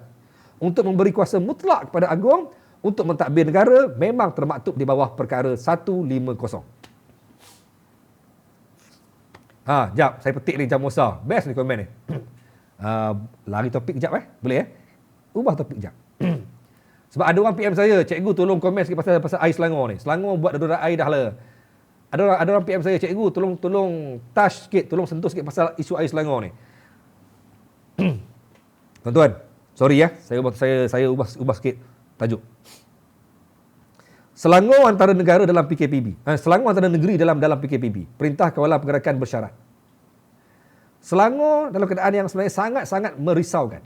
Selangor ialah negeri yang sekarang ni disahkan ada 6 kluster yang merebak, 6 kluster melibatkan tempat kerja. Dan Selangor disahkan sekarang ni COVID-19 sudah pun menular dalam masyarakat. Bukan lagi dalam kluster. Saya ulang. Di Selangor bukan lagi dalam kluster. Tapi Selangor telah pun menular dalam masyarakat. Selangor telah pun menular dalam komuniti. Selangor sekarang ni antara negeri yang sebenarnya risiko dia tak tumpah macam apa yang berlaku di Kedah pada ketika Siva Gangga. Tapi Kedah berjaya settle. Tapi sekarang Selangor lebih bahaya sebab Selangor sekarang ni dah menular sampai ke pejabat. Tapi dalam ketika Selangor sekarang ni tengah berdepan situasi yang macam ni, ditambah pula dengan isu air bagai, dengan PKPB, orang nak keluar tak boleh, orang nak pergi sana susah, ke sini susah, nak keluar bahaya, orang risau. Siapa saja yang duduk di kawasan Hulu Langat memang risau, dan mujurlah Langat tak ada masalah air time ni. Kelang ada masalah air dan Kelang pun tengah tinggi kes. Tapi apa yang orang politik buat? Come on orang politik. Astaghfirullahalazim. Masya Allah Akbar. Apa yang orang politik buat? Ketika tempat korang ada masalah air, siapa yang tampil? Abid Liu yang tampil. Abid Liu tu siapa? Pemimpin masyarakat. Khalifah. Ya, Khalifah seorang ustaz yang memberi dakwah. Tapi dia pemimpin masyarakat. Dia bukan pemimpin masyarakat. Dia hanya peniaga Abid Liu Smart. Iliu Smart. Dia hanya seorang pakar motivasi, seorang ustaz yang berceramah. Tapi dia yang muncul membeli dua truk air untuk dihantar kepada orang yang memerlukan bantuan. Abid Liu yang tampil. Mana ahli parlimen Selangor? Mana ahli Dewan Undangan Negeri Selangor? Mana politikus Selangor? Korang sibuk dengan politik, isu rakyat korang biarkan. Abid Liu tu yang korang harapkan. Mana? Apa salahnya ahli parlimen ataupun adun kawasan beli air? Korang ada pertukan buat? Korang ada pertukan. Inilah masanya pertukan digunakan. Bukan pertukan digunakan untuk hanya nak buat piala futsal. Bukan hanya pertukan digunakan untuk nak bagi kepada korang punya kroni-kroni untuk nak buat program. Bukan pertukan diberikan kepada korang punya orang kanan, orang kiri untuk nak pergi shopping, nak pergi bercuti. Ini masanya pertukan digunakan. Ini masanya pertukan digunakan 12 truk je. Syed Hisham. Oh sorry, saya tak petik. Oh 12 truk lah. Oh lagi bagus. Mana saya dah terlepas tadi. 12 truk katanya. Katanya 12 truk. 12 truk, bukan 2. Kalau betul, alhamdulillah. Ibnu Nahar. Ini amal PAS ada hantar. Jangan lupa tu. Alhamdulillah ada yang hantar. Tapi mana dia ahli Dewan Undangan Negeri? Mana ahli parlimen? Kalau setiap ahli parlimen hantar sendiri air, 2-3 lori dekat tempat dia orang, kurang-kurang dapat meringankan masalah air di Selangor ni. Orang marah sebab orang tak dapat air.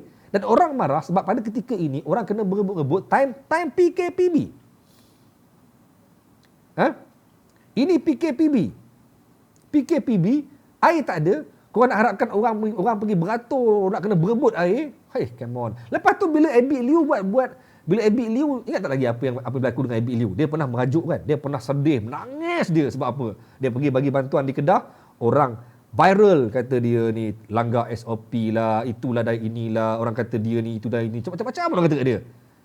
Tapi dia teruskan, dia buat. Bila dia buat, korang kata kat dia. Bila dia buat, korang hina dia, korang maki dia, korang cerca dia. Tapi korang buat tak? Korang buat tak? Korang buat tak? Saya lupa sebenarnya. Memang ada orang PM saya, cikgu tolong sentuh sikit pasal isu air Selangor ni. Saya nak sentuh. Sebab betul, saya setuju.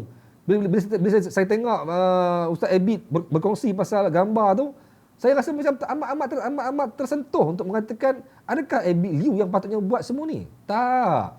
Pimpinan masyarakat kena buat. Kan? Mereka kena buat. Baik. Sambung balik tadi tuan-tuan. So, kembali kepada isu darurat tadi, isu perintah tadi tu. Jadi sebenarnya orang kita tak perlu risau. Saya ulang balik, korang tak perlu risau. Buatlah apa pun, darurat kesihatan ke, darurat politik ke, buatlah apa pun. Orang kita tak perlu risau sikit pun. Korang masih boleh pergi bekerja. Korang masih boleh pergi beli makanan dekat Speedmart. Korang masih boleh lagi pergi ke Jaya nak beli ayam ikan. Korang masih lagi boleh nak buat apa saja dalam tempoh selagi mana tengok tempat korang tu apa dia. PKPB ke, PKPD ke, PKP ke, PKPK. You fikir sendirilah. fikir sendirilah. So jangan risau. Sebab apa? Sebelum ni memang dah pernah ada banyak kali darurat. Dah banyak kali sebenarnya, korang lupa. Darurat jerebu dah pernah ada. Darurat kesihatan dah pernah ada sebenarnya. Tak ada masalah pun. Jangan risau. Darurat yang antara darurat yang mencabar di Kelantan. Pergaduhan besar melibatkan jawatan menteri besar di Kelantan. Kan? UMNO bergaduh time tu. Tak ada masalah pun. Okey je pun. Tak ada masalah pun. Dan saya difahamkan besok Majlis Raja-Raja akan bermesyuarat, akan bersidang untuk membuat keputusan. Kerana keputusan kena dibuat sebelum 2 November. Sebab 2 November ialah sidang Dewan Rakyat. Kalau tak dapat result sebelum 2 November, mampus.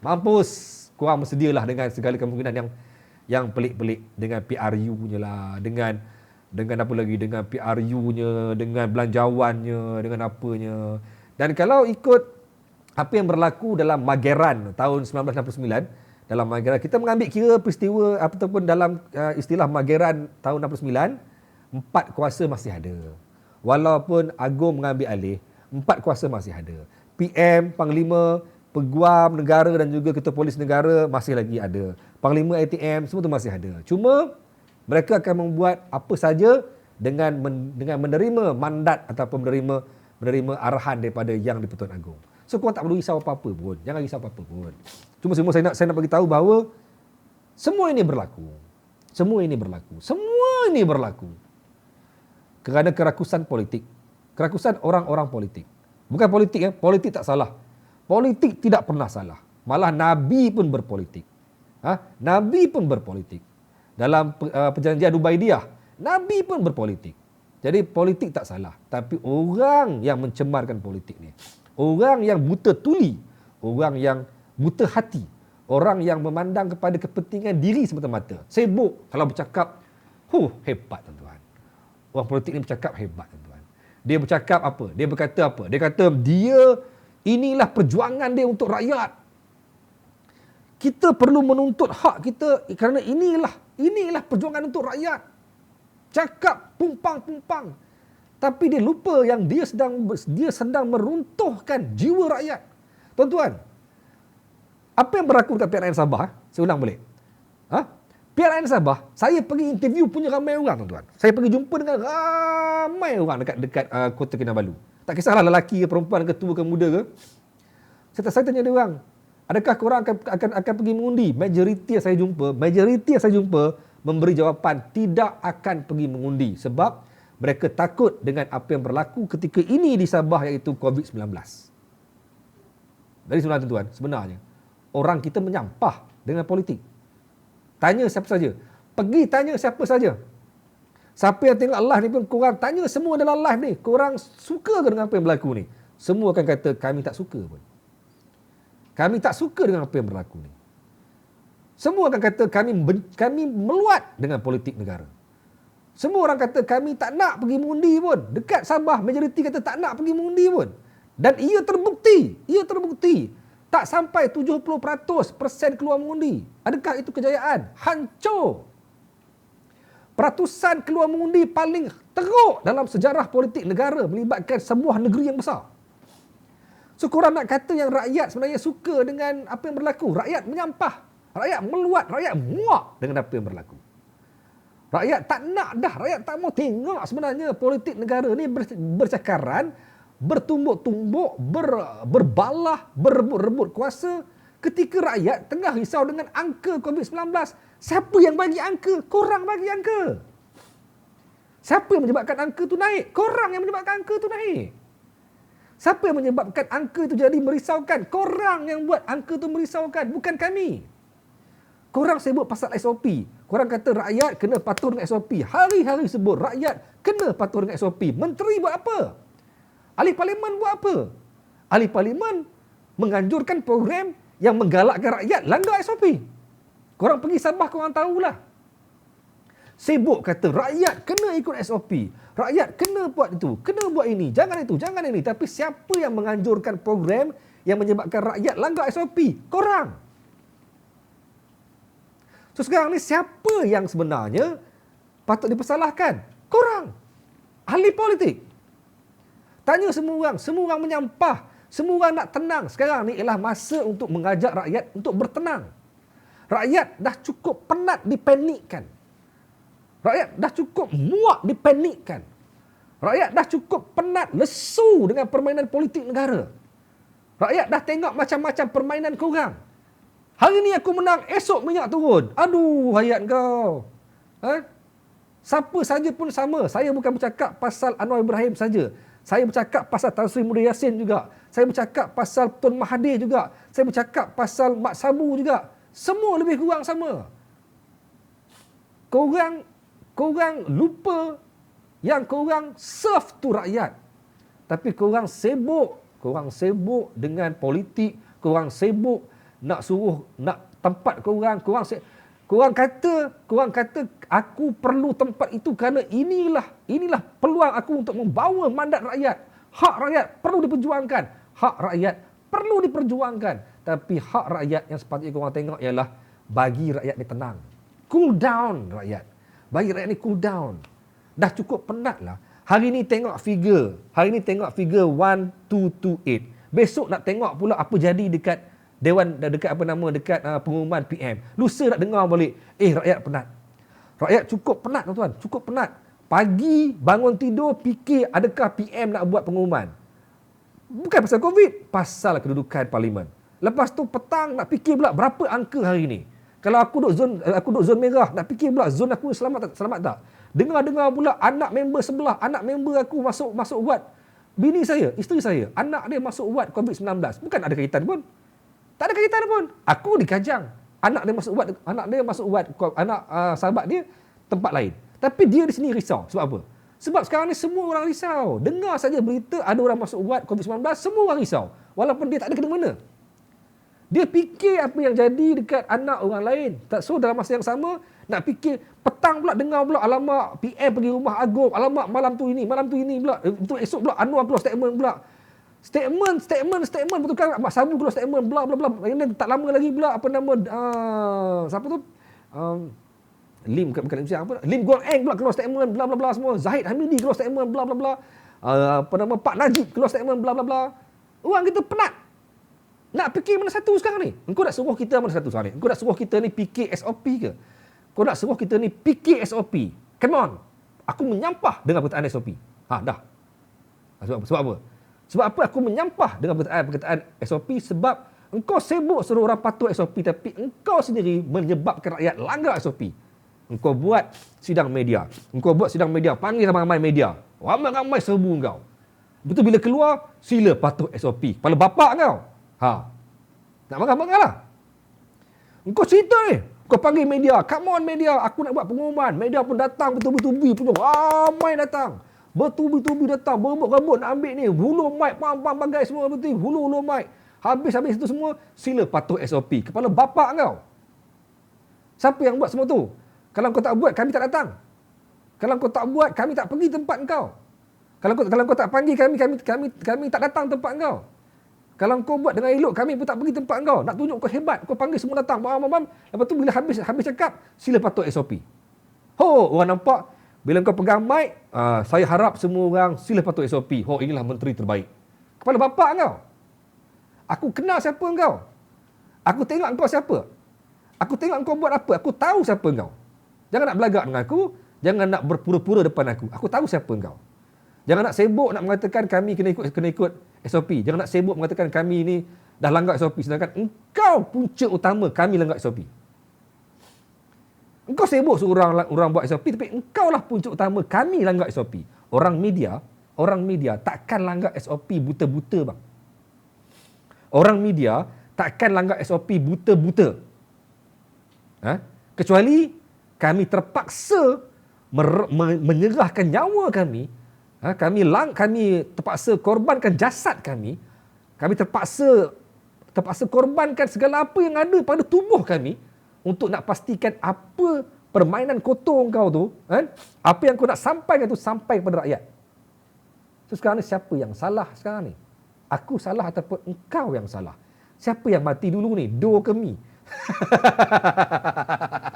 Do ke mi? Siapa yang mati dulu? Bukan nak marah. Tapi itulah dia. Siti Zubaidah, bukan nak marah. Tapi reality is reality. Reality is not fantasy. Saya mata yang melihat, saya telinga yang mendengar, saya jiwa yang merasa, saya tubuh yang dilanggar-langgar ketika membuat sidang media. Saya tahu, saya tak boleh nak berselindung lagi bahawa semua orang menyalahkan media. Kawan-kawan media yang dengar ni, tolong, ini bukan menghina antara kita, saya tengah support korang. Orang marah media, orang kata media ni selalu langgar SOP. Saya antaranya langgar SOP. Tapi saya nak bagi tahu bahawa apakah punca utama kami langgar SOP? Apakah punca utama rakyat langgar SOP? Tuan-tuan, di Sabah, PRN Sabah. Siapa yang atas pentas bercakap? Siapa yang naik stage pegang mic bercakap? Siapa? Anak Pak Kasim? Anak Pakcik Mae? Anak Pakcik Kia? Tak. Seorang ahli politik. Seorang saja. Mungkin 2 orang. Mungkin 3 orang. Tapi ahli politik. Kan? Yang berdiri di atas pentas dengan restroom, melihat ke bawah. Nampak pada mata dia di bawah tu.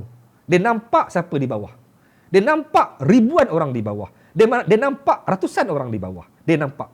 Dia seorang diri di atas. Sedang hebat berkata-kata. Sedang ligat bercakap. Tapi dia nampak di bawah dia, ratusan orang sedang datang nak mendengar dia bercakap. Siapa yang panggil mereka? Dia yang panggil. Siapa yang buat program? Dia yang nak buat program tu. Dia yang nak benda tu dibuat. Dia yang nak program tu dibuat.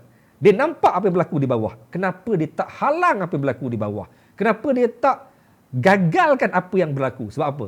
Bagi dia, kedudukan dia lebih utama. Dia nampak di bawah orang duduk dalam keadaan yang rapat. Dia nampak di bawah orang tak pakai mask. Dia nampak di bawah orang datang dengan cukup ramai sekali. Terpaksa berimpit, terpaksa rapat-rapat nak dengar ceramah dia. Siapa dia? Seorang bakal pemimpin negara mungkin. Sebab dia ahli politik. Siapa dia? Mungkin seorang pemimpin negara. Siapa dia? Seorang tokoh besar dalam kalangan rakyat. Tapi siapa dia? Dialah punca utama rakyat langgar SOP.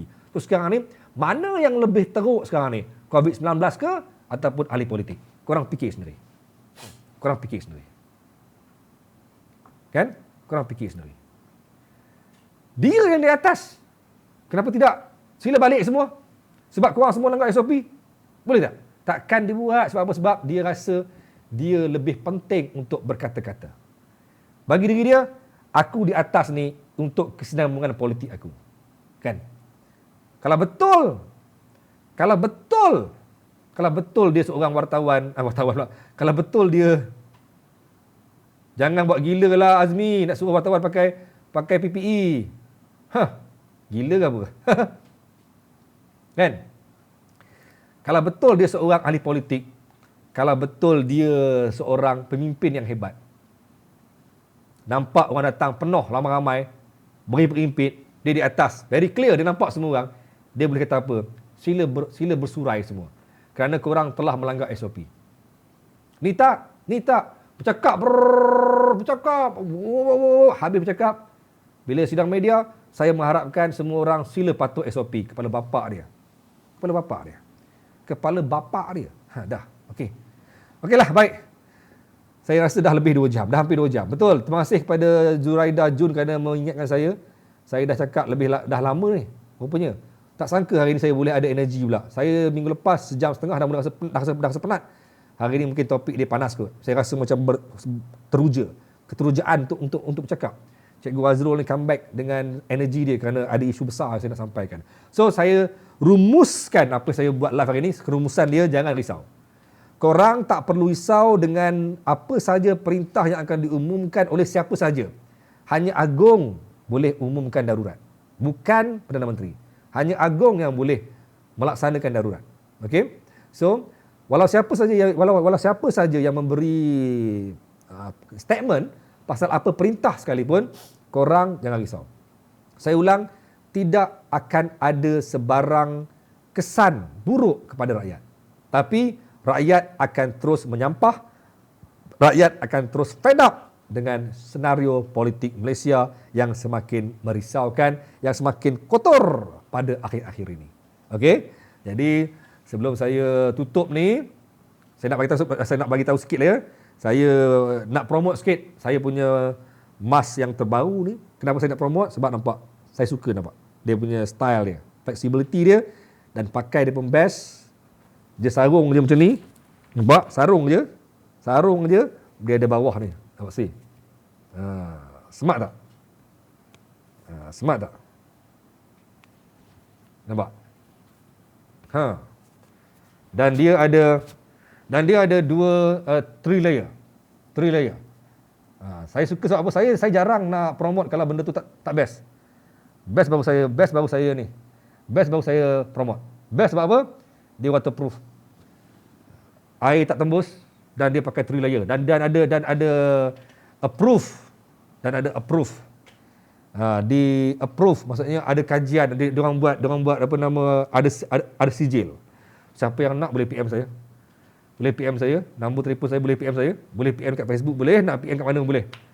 Saya promote benda ni sebab saya rasa puas hati, sedap pakai. Memang best. Stylo apa? Okey. Jadi saya kira untuk malam ini itu dulu tuan-tuan. Kalau ada yang nak, sila PM saya mask ni. Saya recommend. Orang pakai tudung boleh. Nampak? Selesa.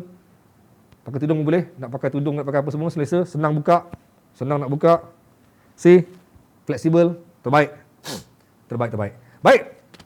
Kalau bagi mereka yang nak join saya punya grup Telegram, boleh masuk grup Telegram saya. Saya dah buka. Sila masuk ramai-ramai. Kita nak ramai-ramai masuk.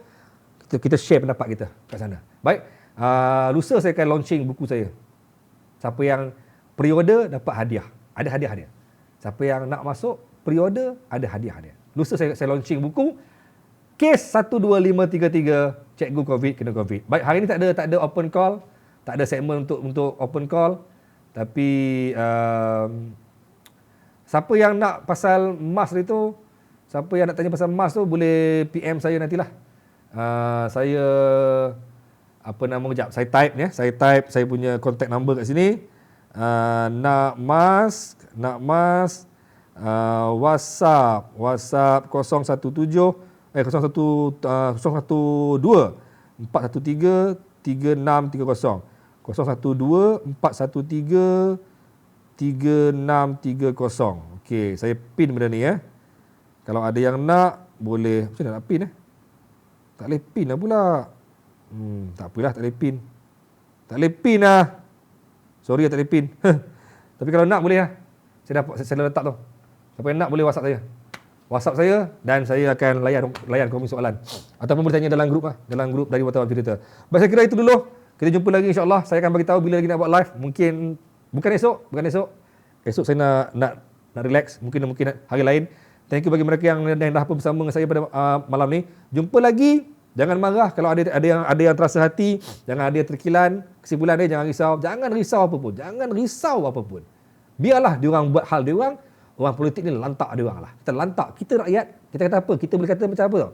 Kita boleh kata lantak ke orang lah. Korang nak gaduh, bergaduh dalam labu, lantak ke orang lah. Kita teruskan kita punya aktiviti macam biasa. Jangan risau. Okey? Baik, jumpa lagi dan semoga terus bersama dengan Diary Wartawan Pencerita. Assalamualaikum dan salam pencerita. Salam muhibah, salam ukhuwah. Assalamualaikum.